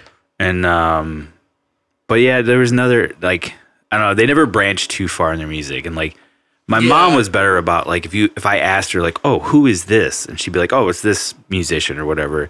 Whereas my dad, I'm like, who is this? He's like, I don't know. I was like, but you're humming along. He goes, yeah. He's like, I know the melody, but I don't know who it is. I'm like, you are useless. Dude, my dad. Hey, here's a question for you. Are your parents supportive of this shit? Mine just don't give a shit. They're not negative about it. They just don't care. And my dad gets more upset because we work together. So if I have to take time off for any sort of touring, yeah, you're cooked on that. Yeah, he gets real bummed about that. And then I get a lot of flack for it. It's oh, what am I going to do those 2 days you're not there? And I'm like, you make money? You better be making money doing this shit. Oh, yeah, yeah. Did you make money on this run? Did you make money? I'm like, I made something. Oh, why are you doing it? I'm like, okay, slow down. Did you make more than here? Yeah, right. Was it worth it? Was it worth it? Yeah, my parents are super cool about it. They love it. They that's awesome. Yeah, they're awesome about it. My dad, I mean, both of my parents are big music people. Especially my dad, because my dad played drums when he was growing up and shit. That's awesome. And he's got an insane record collection. Yeah, he does. He's got a lot of music. My dad's got a weird ass collection though, and he'll hear. My dad is the number one fan of this podcast, so he listens to it every week. But the funny thing I've noticed about my dad over the years, especially because for reference for all the listeners, I was born in 1991, December of 91.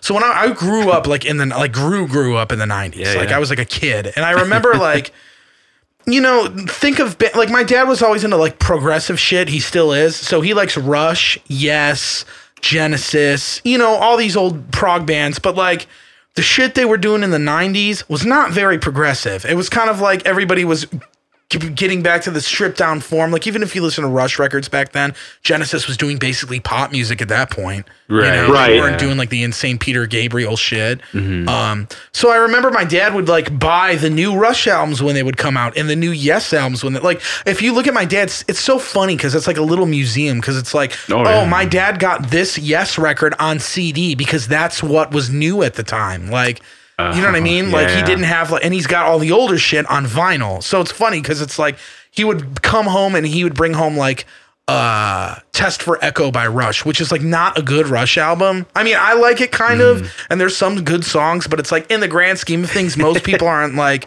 oh, we fuck with fucking right? Test. Yeah, no way. And it's just kind of like funny because I remember that was like my exposure to that band. I was like, I don't get it. And then when I went back and listened to all the old shit, I was like, there it is. Yeah. And then it makes that newer stuff more enjoyable. But it was so funny because my dad would get all these weird ass Yes records, and I'm like, man, what is this? And then it's like I'm missing all the iconic shit. Right. Like my dad's fucking crazy, man. My dad, he's like a big, for some, I don't know why. I mean, I kind of know why, but for some reason he's like a huge Steve Vai fan. Really? Because he loves Frank Zappa. My dad loves Frank Zappa. Yeah, Frank Zappa was something I could never get into, really. Same. I've never been able to do it. I respect him and like I respect his music, but every time I've tried to give it a chance, I'm just like, it's not for me. You know what I mean? But he was a big. I was always like an Alan Holdsworth dude. I think David Gilmour is possibly the best soloist ever. Yeah, David Gilmour's great. My dad loves Pink Floyd, so that's probably my favorite band. Them or Tool. Really interesting. Yeah. What did you think of that? Not to sidetrack too bad, but what did you think of that new Tool record? No, I think it's good. I don't think it's like anything like life changing. But I think people were expecting too much out of it because and I think that's just a thing with Tool anyway. Because like diehard Tool fans, man, they don't give a fuck.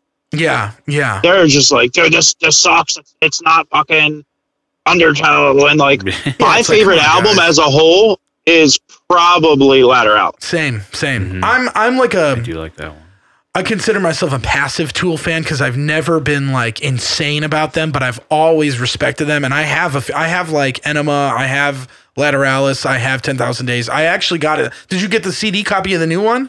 No. Dude, I got that shit day of, man. That thing is crazy. Well, I did that with 10,000 Days. And I didn't like 10,000. I didn't like 10,000 Days when it first came out, but then it really caught on to me. Yeah. It's just so. What were you gonna say? I know. I was gonna say I might need more time with this new one, but like I literally, dude, I was waiting for it to be like, yo, it's my album of the year. Like I don't care what anyone says, and I was just like, that's a Tool record, which is fine. Yeah, but I felt like I don't care that the songs were long. I just didn't. I don't like that the songs were long, and I didn't feel they needed to be that. Sure. I enjoyed the record. I mean, the same thing. It wasn't anything that I'd like shat my pants over, and I wasn't really expecting it because I've never been that way with that band. Like, I ended up getting Lateralis years after it came out, and I was just like, now I get it, and it's sick. But like 10,000 Days, I liked it when it came out. I still like it the same amount. Still nothing that I ever really gushed over. But the new one, I picked it up the day of because I was like, fucking, I'm gonna see if I could find this shit on my way to work in the city. And I found it at the Exchange, and I paid like $30 for it. Yeah, and it's sick. It's got this like LED screen. I always respect like the vision. Oh, dude, their imagery, their music videos, all that shit. Dude, I think they got the best music videos. I agree. I mean, I'd be hard pressed to find somebody that didn't think that. Like after watching, I love it. Yeah, they're great. I fucking love it. But have you seen them live yet? No, I've never seen them live. I'd love. You got it once. Yeah. Have you seen Meshuggah live? Yes, twice. Okay, I only seen him once recently. That band's a huge influence on me and my writing. What's your favorite Meshuggah record? I just had this conversation the other day. So it's probably Chaosphere. Correct answer. Good job. And then it's probably either Violent Sleep of Reason or Koloss. Really? Yeah, I like their new shit. Obscen's really good too, and it's not because of Bleed. I think that whole record's fucking great. I like all those records. I like them all, but I do agree that Chaosphere is like the kick you in the chest record, where it's just like, hell. All right, here's one. What's your least favorite? Meshuggah record? Yeah. That's a tough one. I don't want to say Contradictions Collapse because I like that record, and I think it's like way different than anything else that they've done. But I don't know. I feel this is so easy for me. This is an easy one. Yeah, what is it? Catch 33. Oh, wrong. I love that record, dude. That record's so sick, dude. That's the long song, right? Yeah. No, I's the long song. I is the long. Yeah, but Catch 33 is all one song too. It's all connected. I don't like that one. Why? I just don't like the material. Damn. You're breaking my heart here. That's one of my favorites. But yeah, that's fine. It is fine. I would say maybe, I don't know, dude. It's hard. Destroy, Erase, Improve might be my least favorite because like I like a lot of songs from it, but I never go back to it. It's rare that I'm like, I need to listen to that record. Yeah, some people say that one's their favorite, and like that one's, it's good. Don't get me wrong. There's great songs, yeah. Some people hate Nothing. I love Nothing, man. Perpetual Black Second is so good. Yeah, and Stenga, that beginning riff, if you're not punching somebody in the head when it kicks in, dude. Man, yeah, they're great. They're another one of those like classic, just like awesome bands. And Violent Sleeper Reason, I loved. How'd you feel? All right, favorite Dillinger record? Oh, you're asking the wrong guy because I'm not honestly the biggest Dillinger dude. But my favorite was the one I listened to the most was Option Paralysis. That's a good one. Great record. Yeah. What's yours? Miss Machine? No. Hell yeah. But you're not far off. See, I like Miss Calculating Machine. Infinity? No. I love it's either Calculating or I'm going to have to go with, and this is a crazy one to some people, Fireworks. Really? Yeah, that does have one of my favorite all-time Dillinger songs, which is which song's that? Party Smasher. Oh yeah, that's a great one. Song is like the best. Like it's a very like it's like if you want to hear Dillinger, listen to that song because it kind of hits it all, and I love that song. Yeah, honestly, dude, I have like a lot of Dillinger's always been one of those bands to me where like sometimes I think I get it and sometimes it's just not my thing. Like I didn't really like the last record they did. I forget what it was called, Dismantle or Disclosure or something. You know what I'm talking about? What, Dillinger? Yeah, the last record that they put out, like it was Option Paralysis. No, there was two more after that. No. What's it called? Disclosure or something? Fuck, it's in my car and I can't even think of it. One of Us is the Killer? Not that. It was the one after that. Yeah. Oh, I forget. Disassociation or something. Yeah. There it is. Something like that. That opening track's the shit on there. I love it. I think it's like it's almost like formulaic Dillinger shit to me, where I'm just like, really? Yeah, it reminds me of like Dillinger trying to be like Dillinger. Yeah, because that's fair. Yeah, that's kind of how I felt about One of Us is the Killer. Like there was some songs like Prancer. I'm like, okay, I get it. Some good songs on that. But yeah, there are some great songs on that. But ultimately, I'm just not the biggest Dillinger guy, so I don't feel like it's fair for me to answer. I'm surprised because it seems to be like a drummer loving band. I know. I'm over. You know, it's like they've always had like really good drummers. They have, and they're all sick drummers. Like Billy Reimer, man. Gil Sharon and shit. Fucking Chris Penny. Chris Penny's the shit. Chris Penny's so good, man. Yeah, he's amazing. You know, he did that one record with like a snare, floor tom, and like a ride and a hi hat. Yeah. Yeah, he's awesome. nuts. He's the shit. Yeah. And, I wish there were more videos of that guy playing live. There's not a lot of them, which is a bummer. At least good ones. Watched most videos I see of him playing when he's with Coed and Cambria. Oh, really? Yeah, he actually did. And it's cool to watch because he did that series. They did like, I don't know if are you into that band at all, Rob? Coed and Cambria? I just got into them recently. Okay. Growing up, and I think it was just my age and I was stupid and like that, what I was listening at the time. I was always Mr. like, I don't like emo kids like them and blah, blah, blah. And then as I got older, I started listening to them and I was like, this is sick. Yeah. I have like the reverse. I don't think they're like emo anymore, but like I used to really like them when I was a kid. And now I like just don't really listen to them as much. Well, you're younger than me too, you know what I mean? Yeah, so like, true. But they when that shit first came out, I was like, I didn't like the high pitched singing. Like, I didn't like high pitched singing really until like Mars Volta.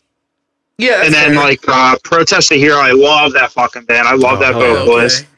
Okay. Circus Survive. Oh hell yeah, Anthony Green's the shit. Never got into them either, but I respect them. But I just that was like that. And then what's that? Who's that newer band? Leprous. Oh yeah. Okay, the prog band. Yeah. With this, dude. Yeah, did you know that's Eson's band? Yeah. I did know that. Are they still his band, though? I don't think so anymore. I know they used to be, though, and that's like kind of how that all, I think, happened or came together. But yeah, they're great. That last record was really sick. Well, is there anything we need to cover? I hate to be that guy, but it is getting late, and I have to worry about going to bed soon because I'm on East Coast time. Oh, that's right. Yeah. Yeah, we will let you go to bed, man. It's all good. I'm sorry. It's okay. I'm old, dude. Dude, we're old too. I'm old, dude. I remember when Smashing Pumpkins was putting out records and stuff. I'm that old. Dude, Fuck yeah. We fucking remember. Siamese dream, bro. Dude, no, it's funny. I can't. Really? Yeah, I was never a fan of them or Nirvana. Okay, yeah, really? I hate Nirvana too. Fuck yeah, because I don't know anybody else that hates Nirvana, so I'm sending you a hug for that. Tom. And another hug. Alice in Chains, Soundgarden, way better. Candlebox, way better. Candlebox, hell yeah! Oh wow. Stone Tap, dude, fucking Silverchair. Fuck yeah, Silverchair. and greatest band of all time, possibly live. Live. Oh wow, okay. yeah. Interesting. All right. What about Band's really good. What about Vertical Horizon?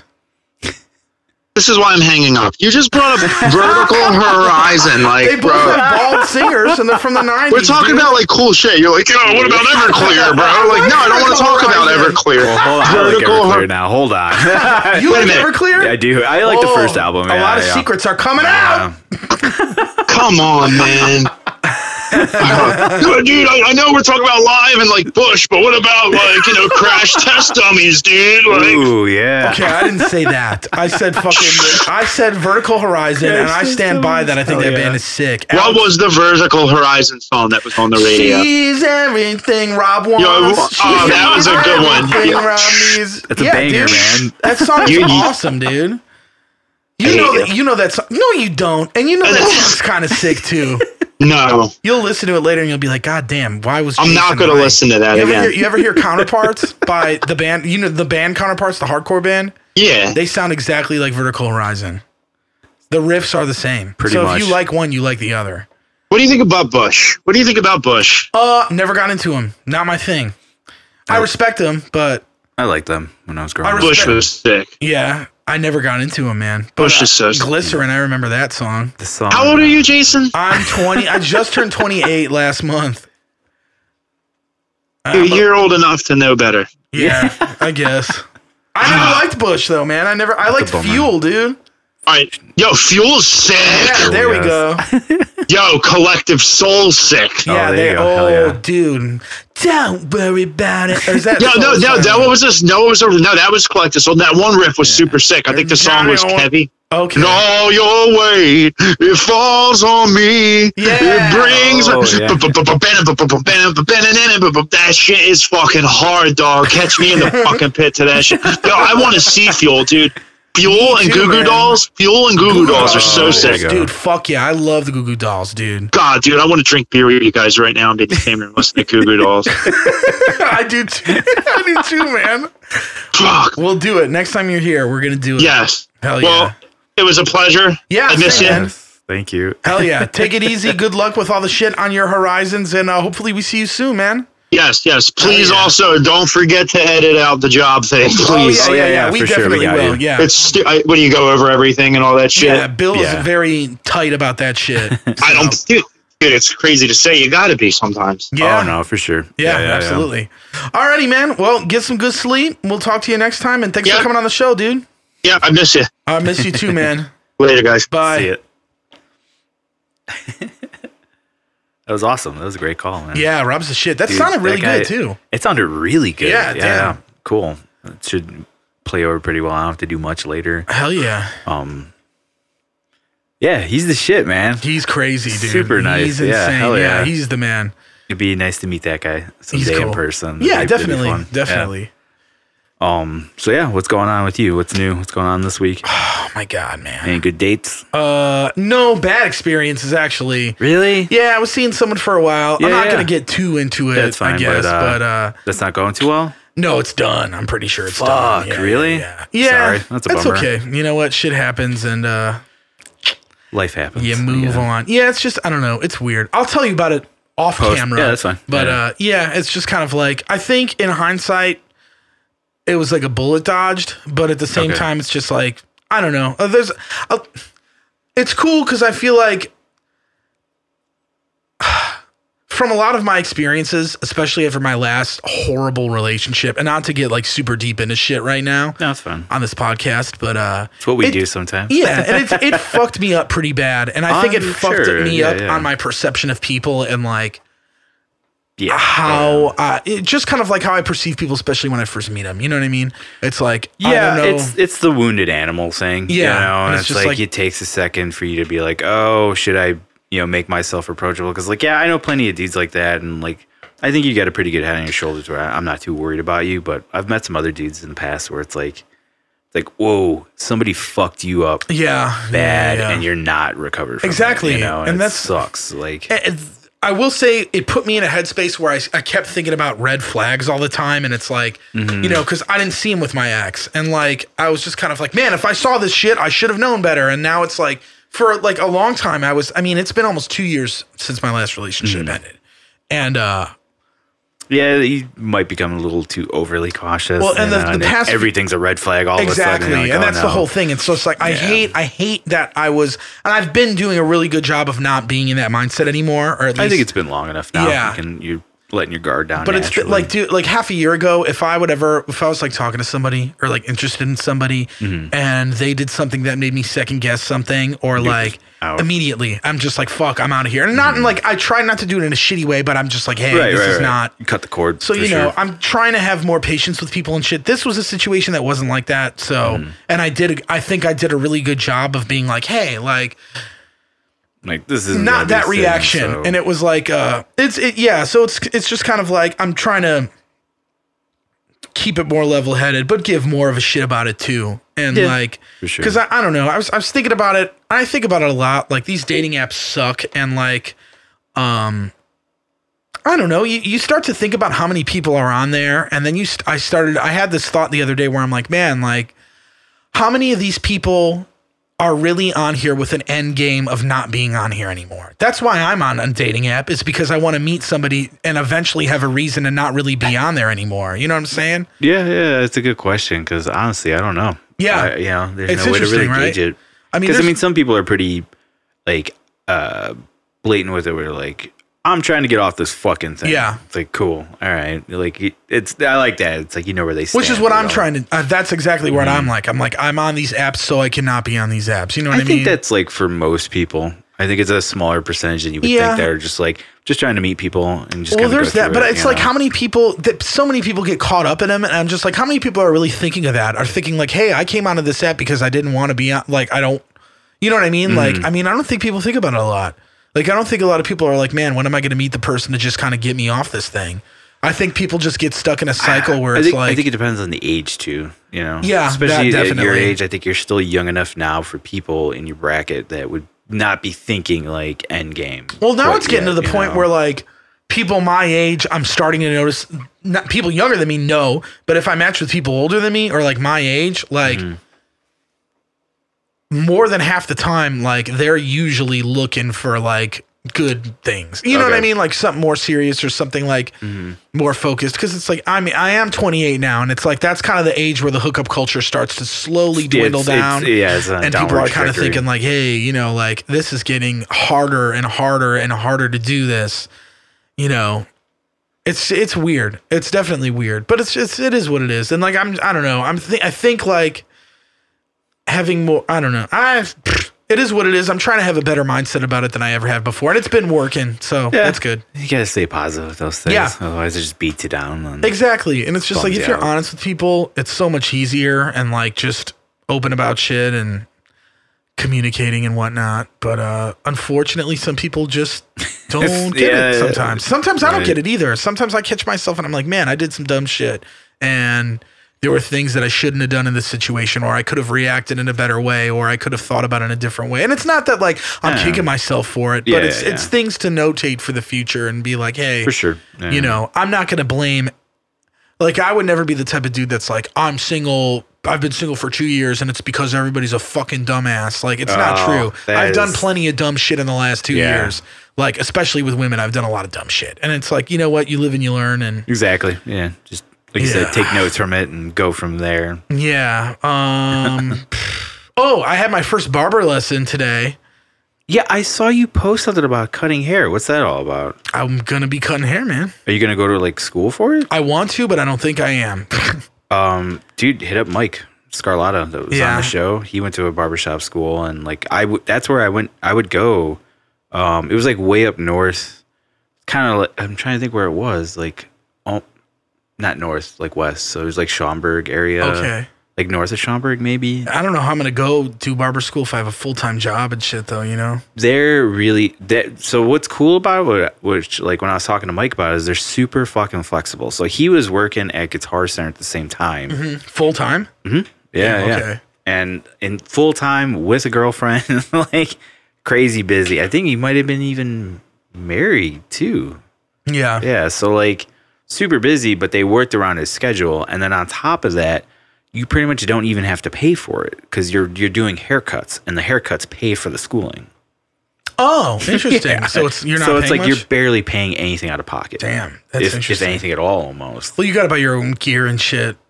Yeah. Which I'm doing shortly. Okay. So, honestly, hit him up if you're really interested about it, dude. I should teach you all the ropes and everything you need to know. Well, I got my buddy. One of my coworkers used to be a barber for like years, and he doesn't do it anymore. No, he stopped doing it. Why? Because he has he's fucked up his like shoulder and shit and body from doing it for so long, and like yeah. I just think he got kind of burnt out on the whole thing. Really? Because you can make pretty good money being a barber, man. Like I know, like so. I mean, this is an old episode now, but like I don't even know. It's like episodes like 50, 60 something era. Like Mike Scarlatta, his dad owns a barbershop in the DePaul campus area. Mario's barbershop. It's the shit. I used to go there a lot. I don't go there as much just because like it's a little out of the way for me. Yeah. And like it's just a pain to schedule because it's like I'm just so fucking busy. And it's look at me. It's not like I really need a haircut. It's mostly just because I get to see Mike. But been so busy with it. But it's the shit, man. Like he loves it. He's been doing it for a few years now, and I think his dad's like slowly working his way into retiring, and then Mike's gonna take over. Yeah.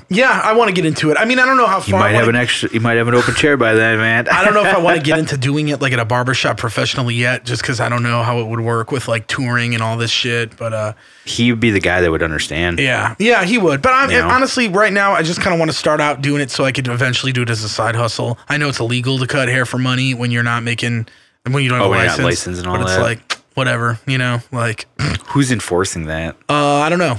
Nobody. Who's gonna narc on me for giving somebody a haircut? Imagine a guy was like, "What's up with that haircut?" Yeah. It was this guy. I swear he had a license. I swear.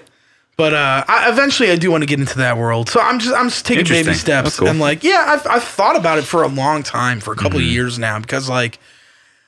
I think it's cool to be able to contribute to making somebody feel better by the way they look. Like that's a cool thing to have. Like you have a good mentality for a barber because you're super talkative and like friendly. Got sass. And, like, yeah, dude. I have it all planned out how I'm gonna do it when I do it. When you're cutting the hair. No, but I'm gonna have like it's gonna be like an R&B studio, so I'll have a Bluetooth speaker, and whenever I'm giving somebody haircuts, there's always gonna be R&B playing. Sick. Yeah. So I'm looking for people to practice on, I guess, essentially. So if any of the listeners here are in this area, you have short hair, you get a fade, or you get a buzz cut, or even medium length hair, and you're looking to cut it, hit me up, please. Personally, you could hit me up on my Facebook, send me a message there, Instagram, find me on there, and I'm looking for models. So if you want to do it, hit me up. I could use some heads to practice on. I did a little bit today, which was really cool. Gave one of my coworkers, another coworker, a fade.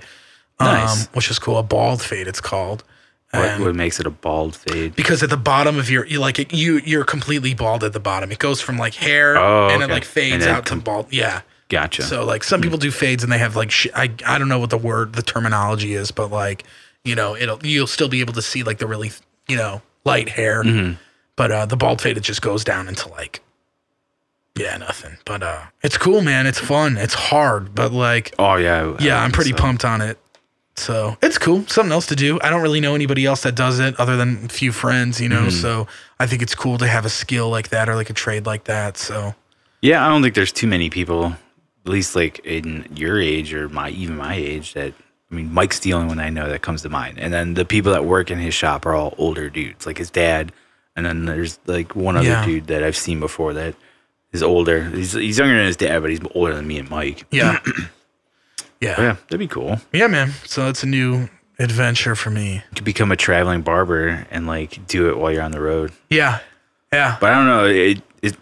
If you're licensed, like, are you licensed everywhere in the United States? I don't know. I have no idea yet. I'm still all new shit. We'll have to have Scarlata on and we'll have this discussion. Yeah, I also don't want Mike to come on here and be like, "You're a shithead if you're cutting hair for money with that." Yeah, I hope he wouldn't hate that. I doubt it. He's not the kind of guy to be be like that. Yeah, but I would love to have him on the show again. I think he still listens to the show, so we'll find out soon enough. Yeah, man. He's like, fuck Jason. Hit him up though. I mean, because we should have him on again. I would love to pick his brain about that. He's one of my favorite guests. So yeah, I would love to have him back on, especially now that we got the video and everything. Yeah. So it'd be a lot of fun.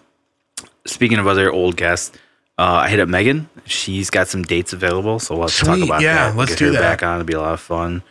Our new metal episode is like around the corner. Not the next one, but the next one. I think the next one's the announcement one. Okay. Right. I don't know. I have it in the calendar, but I'll have to take a look. But okay. Yeah. So yeah, good stuff. Hell yeah, I got my new metal record ready to go. I've been bouncing around so many. I'm like, what the fuck, man? This one. No, maybe this one. Make a decision, dude. That one. There's too many good ones right now. Yeah. It was funny because I joined that technical Facebook group, the metal group, or whatever the fuck. And so I found one for new metal, and it did the same thing where it was like, what, name some new metal albums? I was like, okay. And I did it, and it was funny. So I posted on there the new metal episode, but it's like pending approval, and that was like 2 days ago. I was like, did they just not? Probably not, just because I'm advertising my podcast.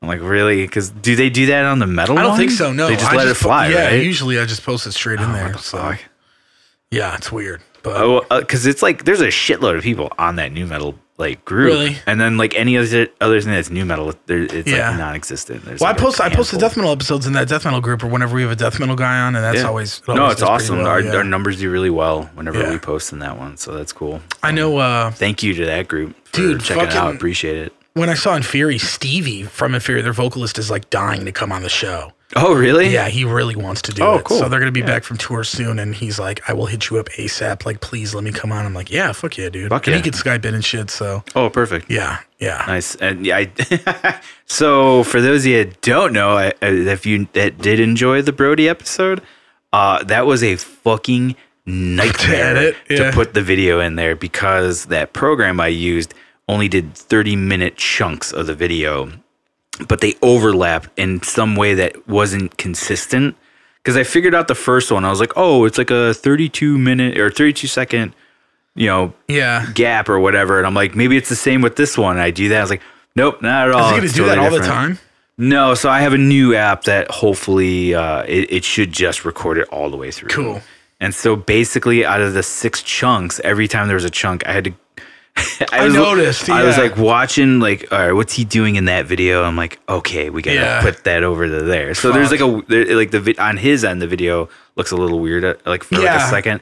Anytime that happens, that's where there's an edit. A clip, I could tell he's like fading out, like a second or two after. Which was funny, but like, holy fuck, yeah, it looks like a Twin Peaks shit where it's like he's fading out and coming back. It's like sick, dude. Yeah, I mean, but it looked great. It came out good, so I was happy with that. Hell yeah. I'm excited for another. I like that better with the Skyping. It's just nice. Me too. It's just a better visual for everybody. And it sounds pretty good usually, just because they usually have like a nicer. Although the phone sounded fucking great today. Yeah, it did sound awesome. That was like the best we've ever done. Yeah, that sounded really good. Yeah, and it was cool because like the reaction time was really good. Because with Skype, you could tell there's like a lag with conversation. Yeah. So that was nice. Yeah, it was cool. So, things are moving on up. It's Hell great, yeah, man. dude. Yeah, it's awesome. It's cool that we can just do this shit now too. Yes, so I could just hit up somebody and be like, hey, you're half a country away. You down to fucking come on the show? I forget that we do have to factor in the time zones. Like, that was hard. So I did that with him too. I did it with Rob. I was like, hey, like, will you be around? Like, is this time cool? And I'm like, this will be, this time our time. Yeah, it is confusing. So that's the other thing. We got to get more West Coast friends. Yeah, I'm sure I could, dude, honestly. Earlier for that. Yeah. I should call Joe. That would be a lot of fun. Joe, yeah, that would be sick, dude. Because I haven't talked to that dude in fucking forever. Yeah. So Nate would probably have a ball with that episode. Yeah.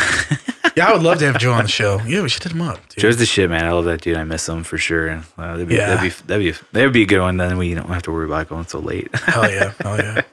Well, sweet, man. I mean, that's pretty much all I got. What's going on with you?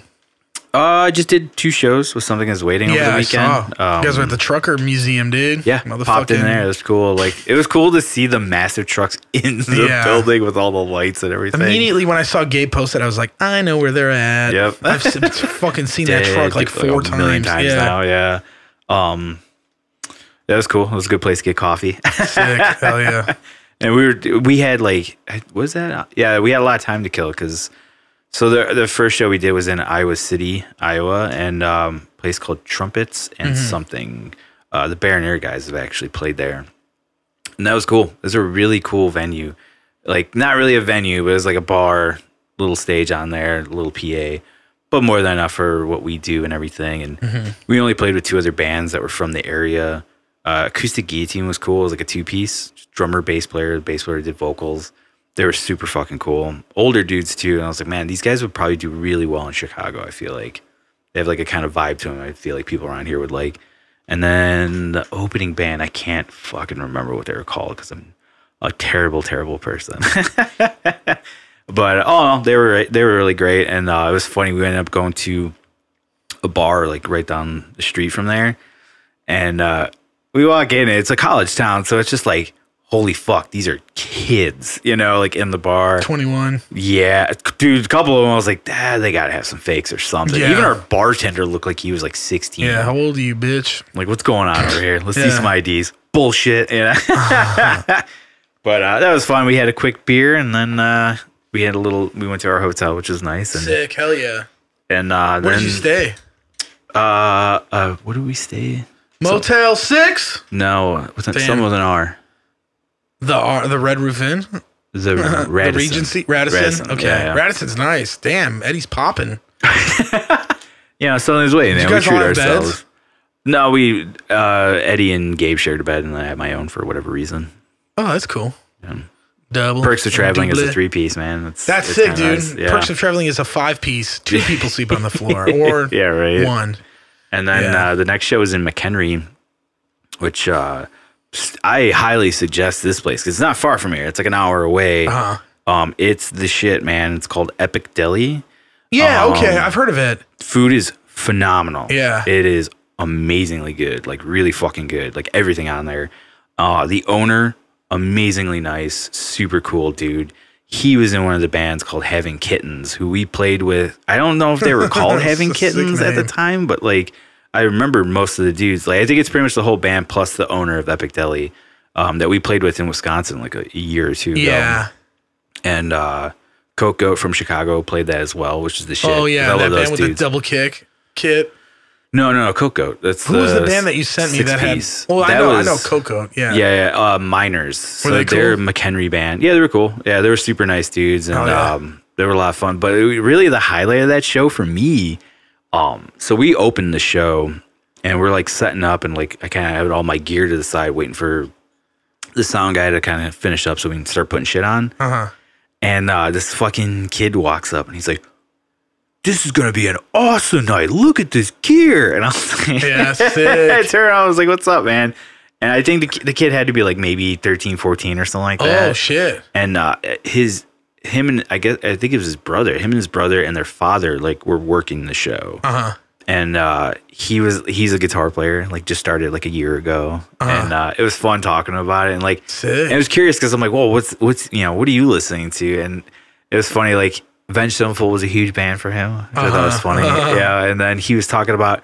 But it was, and then a few other like more of the alternative metal stuff, like Five Finger, of course, because it's a massive band, so I get it, like why he's into it, He dropped Fit for an Autopsy. Really? Yeah. Weird. Okay. I was like, whoa. I was like, if you're going that route, man, you should check out like some of these other things. I was like, keep going that way, man. Yeah. If, like you want to hear heavy and amazing guitar players, like keep going that route. Like you're on the right path, man. So that was a lot of fun. He like just geeked out about all the gear, and I was like, "Yeah, man, here, have that." Like I don't care, so I'm like, "Here, go ahead, play the guitar." And like, he was having a blast. That's sick. Fuck yeah, man. Yeah. That's so cool. Hopefully it made that kid's day, man. Like, yeah, I'm sure you did. It sounds like you did. Fuck, Let him play through my whole rig. I was like, "Yeah, go ahead, man." I haven't even done that. What the fuck? Yeah, very few people can. Yeah, I want to play through your rig. And but it's fun. I love playing through that rig. It's the best thing in the world. I probably would too. It's so much fun to be able to play 2 guitars and a bass at the same time. Yeah, I'm sure it is. That's so cool, man. And I love it, man. I love it so much easier too.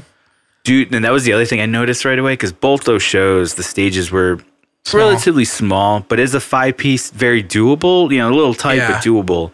But you know, for us, all the room in the world. You know, when you're playing the round with Metallica. Yeah, right. But like, logistically, I'm like, holy fuck, this stage setup is phenomenal for us, you know? And then like, you get a band like Coke Goat that's 6 dudes. Is it 6 dudes or 7? Because it's 3 guitars, bass player, drummer, keyboard. Okay, 6. Yeah. So like at one point, I can't remember the one guitar player's name, but he's usually the one that stands over by the keyboardist side. I don't know. He was like off the stage. Oh. Yeah. Because there just wasn't any fucking room. And I could barely see.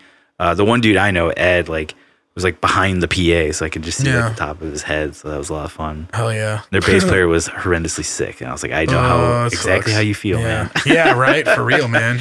So yeah, I felt bad for them, but they killed it. And that's all you guys did with those 2 shows? Yeah, just the 2, and that was nice because it was an easy drive back from McHenry. But it was funny. Yeah, fucking out. Did you just leave that night and came back that night? I went straight home. But it was funny. We were joking because we called it I was calling it the weekend of Gabe because.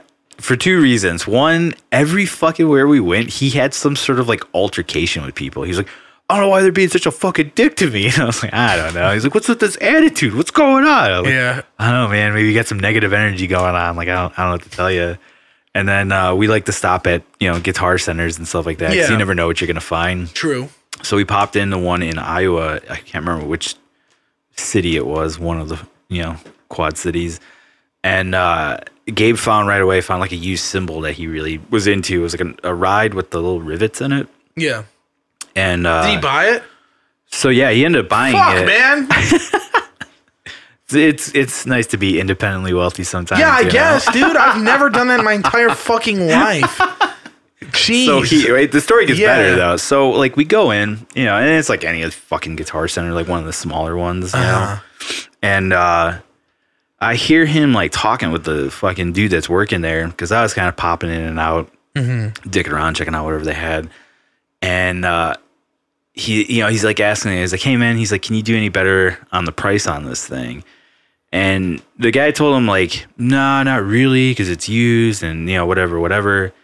And then at some point Gabe was mentioning, he's like, yeah, there's like a drum hardware case that he really wanted. And it's not the super big SKB, but it's like the next size down, like the medium one. And he's like, yeah, he's like, been looking at one of those. He's like, can you, and the guy mentioned like, oh, if it's new gear, I could do better on it. He's like, all right. He's like, well, what can you do on that? And it was like $200. He's like, can you get down to 150? And the guy's like, I don't know if I can do that. And like going back and forth. It is a lot. And at one point we cracked up about it now and like afterwards, but the guy was like, hey man, he's like, you don't like go into like a grocery store and like go buy an apple and tell them like, can I get this for cheaper? Can you? And I almost was like, what? Like, shut the fuck up. Damn. Like, come on. And Gabe just turned around and was like, he's like, yeah, he's like, I get that. He goes, but I've been buying and selling gear for 20 years. He goes, I know how this works. Yeah. He's like, there's wiggle room with these things. He's like, he's like, if you can do it, let's do it. He's like, if you can't do it, he goes, don't worry about it. He goes, I just won't buy it. Yeah. And the guy was like, okay, that's fine. You know, and then he ended up getting him a good deal on the cymbal, like $20 off, which, yeah, $20 is $20. That's awesome. He's like, cool. He's like, I'll buy that. And he was trying to get both in like a package deal, and the guy wouldn't do it, like wouldn't budge. So he's like, all right. He's like, I'll just get the cymbal. So we buy the cymbal. We're like, sweet. He got a cymbal. Like, that's pretty cool. We're getting close to McHenry, and we're going through Rockford. We're like, oh shit, there's a guitar center in Rockford that we've been to. Let's fucking go. So we go right to there. Another one? Yeah, we went to another one. Damn.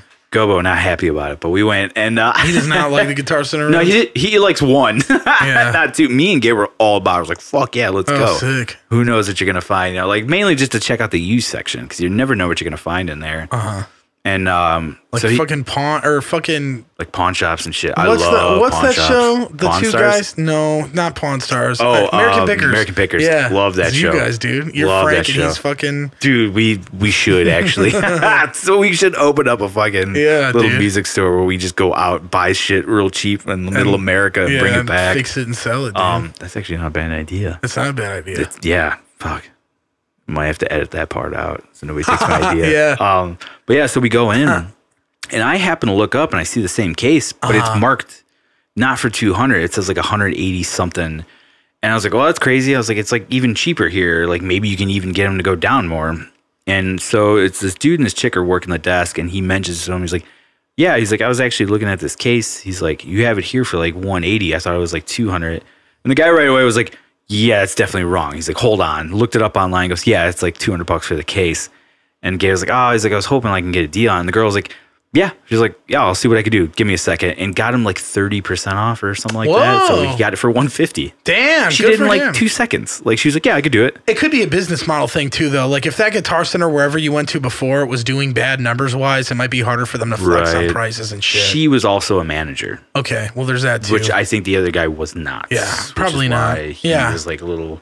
I mean, also, maybe that guy just sucks and he's got to get his numbers up. You know what I mean? Too. Like, but the thing is, I'm pretty sure GC is no longer commission based anymore. Really? I remember hearing something about that. Because Zounds is not either, but like, and we have wiggle room, but like, I mean, that's all of our business is wiggle room. All of it, dude. Most of it is always discounts and shit. That's the beauty of like, at least back in the day of Guitar Center was like going in and being like, yo, what can we do? Like, hey, I mean, I'm ready to buy something now. Like, if you can knock off like a couple bucks, let's do it, you know, because in the long run, it saves you a ton of, money.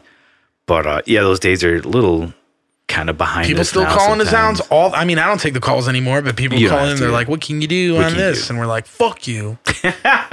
Like, it's a bummer, but I don't know anybody that works for like Guitar Center anymore. I know like one dude now. He works at the Arlington Heights one. Joey? No, Joey works for Sweetwater.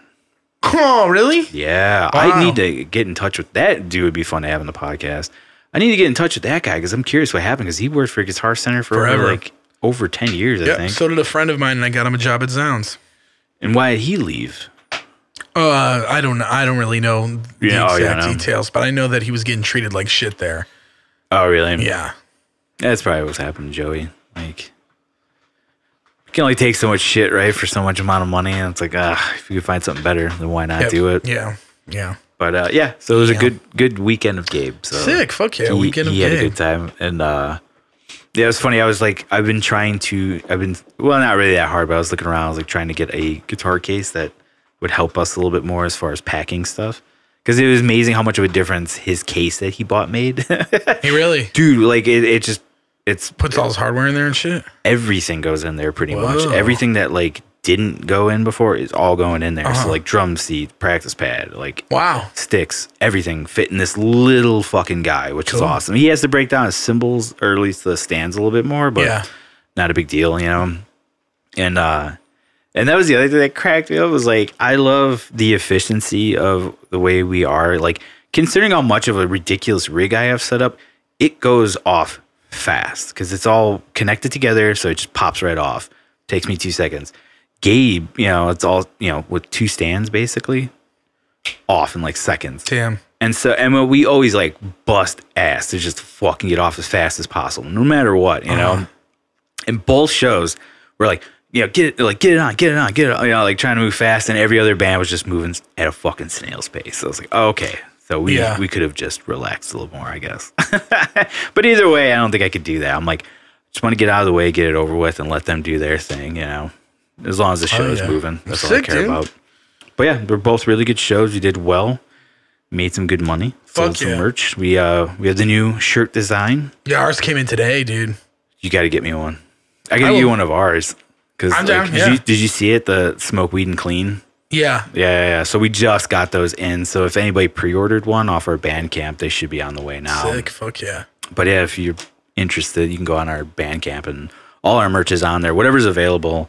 And it's funny because we were talking about it because, like, I don't know if anybody's familiar with something as Wayne, but we have a fuck ton of shirt designs that come and go pretty fast. So I know. And you never print fat guy sizes, dude. Gobo, you hearing this? Yeah, so it's like we always print a small amount, and then that's it. We don't print them again. Yeah, I know, that's cool. Yeah, so, and they're always fun, super awesome designs that just like my favorite one is still like the Cold House one that I have, where it's all the serial killers on it, and like there's a house on it. I don't even remember that one. Yeah, it's an early one. Old one. I don't even know. You might have been in the band at that point. I don't think so. I don't know. I don't remember them. We just sold the last Ride the Lightning shirt. Sick. That was a good one. That was funny because like the kids that were there, They both wanted the smoke weed and clean shirt, but they were like, my dad won't let me wear that. I'm like, I get it, man. We got other shirts, and the little dude, his name was William Thomas. What are the odds of that? Yeah, he was WTL and I'm WTS. So damn, that's funny. Crazy. And but their dad, because the other kid was like, he's like, I don't want the white shirt. He's like, I don't wear white shirts. And I'm like, all right, well, we got this one black one. And he pulled out the Ride the Lightning shirt, and the dad was like, I want that one. And he's like, all right, it's yours. Wow, that's sick. Fuck yeah, so man. It was pretty funny. Yeah. So I think we're only down to the smoke weed shirts. Hell yeah. Sick. And there's some other ideas popping around right now that we're going to be doing. And yeah, good times. Fuck in the meantime, we're still working on new songs. Sweet, man. Well, sick, dude. I actually should probably be leaving because I got to get up at 7:30 tomorrow. Oof, what are you doing? I'm just getting up at 7:30 now. Just for your shits and giggles? Just to, not be a piece of shit human and get to work on time and like have a good morning. That's fair. Yeah, definitely a good thing to do. So I'm trying to make that more of a habit, just getting a good amount of sleep and shit. So nice. Yeah, it's good. I notice a difference when I do shit like that. So feeling better? Oh, dude, yeah, immensely. Much better, you don't dude. seem to be yawning through these, so that's good. I should be because I barely got any sleep last night. But like, I've been, I'm better than I thought I would be today. But yeah, I've lost 15 pounds in the last 2 months. Really? Yeah. Fuck yeah, that's awesome. So hell it's been pretty cool. So cool. Fuck yeah, that's great. Exactly. Yeah. Keep it going, man. Hell yeah. Anything to plug? Yeah. Feel bad we didn't ask Rob. What can you plug for Rob? Well, they have that tour coming up that will be announced at this point. So we did say that. They're going to be working on a record this year, and they have a music video in the works. So okay, yeah, that's right. You mentioned that. Yeah, cool. Warforged is playing with Exist, Replacire, and Monotheist, and another local band called Vargbite. Saturday, February 15th at Reggie's in the Joint. Nice. So that'll be cool. It's on a Saturday, so no excuses to not show the fuck up. I'm busy. We're gonna have a little surprise during that set, so come out. You'll have a good time. And that's about it. We have our show coming up in March. Gonna look that up. We got it's us, Veil of Noth, Gorod, Wolf King, us, and Triguna at Reggie's in the Big Room. That's going to be March 4th, Wednesday. So come out to that motherfucking gig and have a good time. Just have fun, guys. That's about all I got to plug. And give me if you need a haircut, hit me up, please. Yeah, there you go. Yeah, plug in that. So. Oh god damn it! They changed the calendar on this fucking thing. I'm not hosting any of these. Is that it? Yeah, that's all I got. Something Is Waiting is playing with Today's the Day. Oh, which is cool. Where's that at? Reggie's. When? The Big Room? Yeah. Hell yeah. I believe so. Because last time we played at G-Man with them, which was cool. Yeah, damn. This should be a lot of fun. Yeah. When is it going on? Do you know? When is it going on? I want to say it's I think it's in March at some point. Oh, and Child Bite too. Yeah, we're doing a show. Is that the same show or a different show? I can't remember. Masonic W. Today's the Day Child Bite. Something Is Waiting. Masonic. Oh, maybe that's an old event. We are playing with Child Bite again.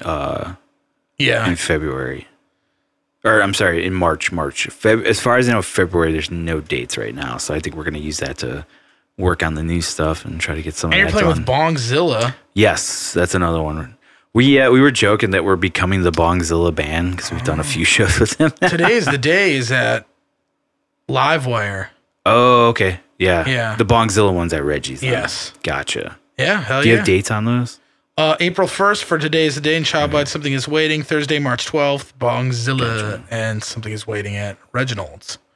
At Originals. Yeah. Yeah, so that's it. That's it for me. And then I think we mentioned it before. Roman Ring has that show. March. I already talked about it. What is it? March 5th. March 5th. At Reggie's, yeah. Gotcha, okay. With Veil of Nath. And, just trying to reiterate that because it's been a while since Roman Ring's done a show. Yeah, it has been, almost right? a year, which is crazy how time flies when you're not doing anything, apparently. For real, yeah. It should be fun. We've been consistently practicing, so we won't totally suck at that show, but who knows? Maybe we will. Yeah. Hell yeah. Awesome. Oh, thank you, everybody, for tuning in. We appreciate it. Yeah, and, thanks, y'all. We will catch you guys next week. Yeah, we'll see you next week. Bye. Bye.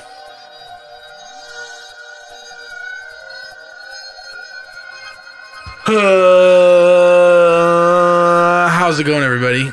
Thanks for watching this one with Professor Robert J. Wharton, professing in sick riffs and Jersey shit, New Jersey type shit. What is this? That's the background music I always put on. I used to change it all the time, but then I gave up, and it's just this one all the time. Sick. Well, you could like and subscribe our page on YouTube. Subscribe, because you'll see the updates, and then you'll be like, oh, it's a Monday. I want to watch this. And you will, you fucker. It's also where we keep all the links for everything is on YouTube. Yeah, so check them out. YouTube, Instagram, Facebook. We're going to have a bunch more cool guests coming up. So, yeah, just pay attention, comment, do some shit with your life. Perfect.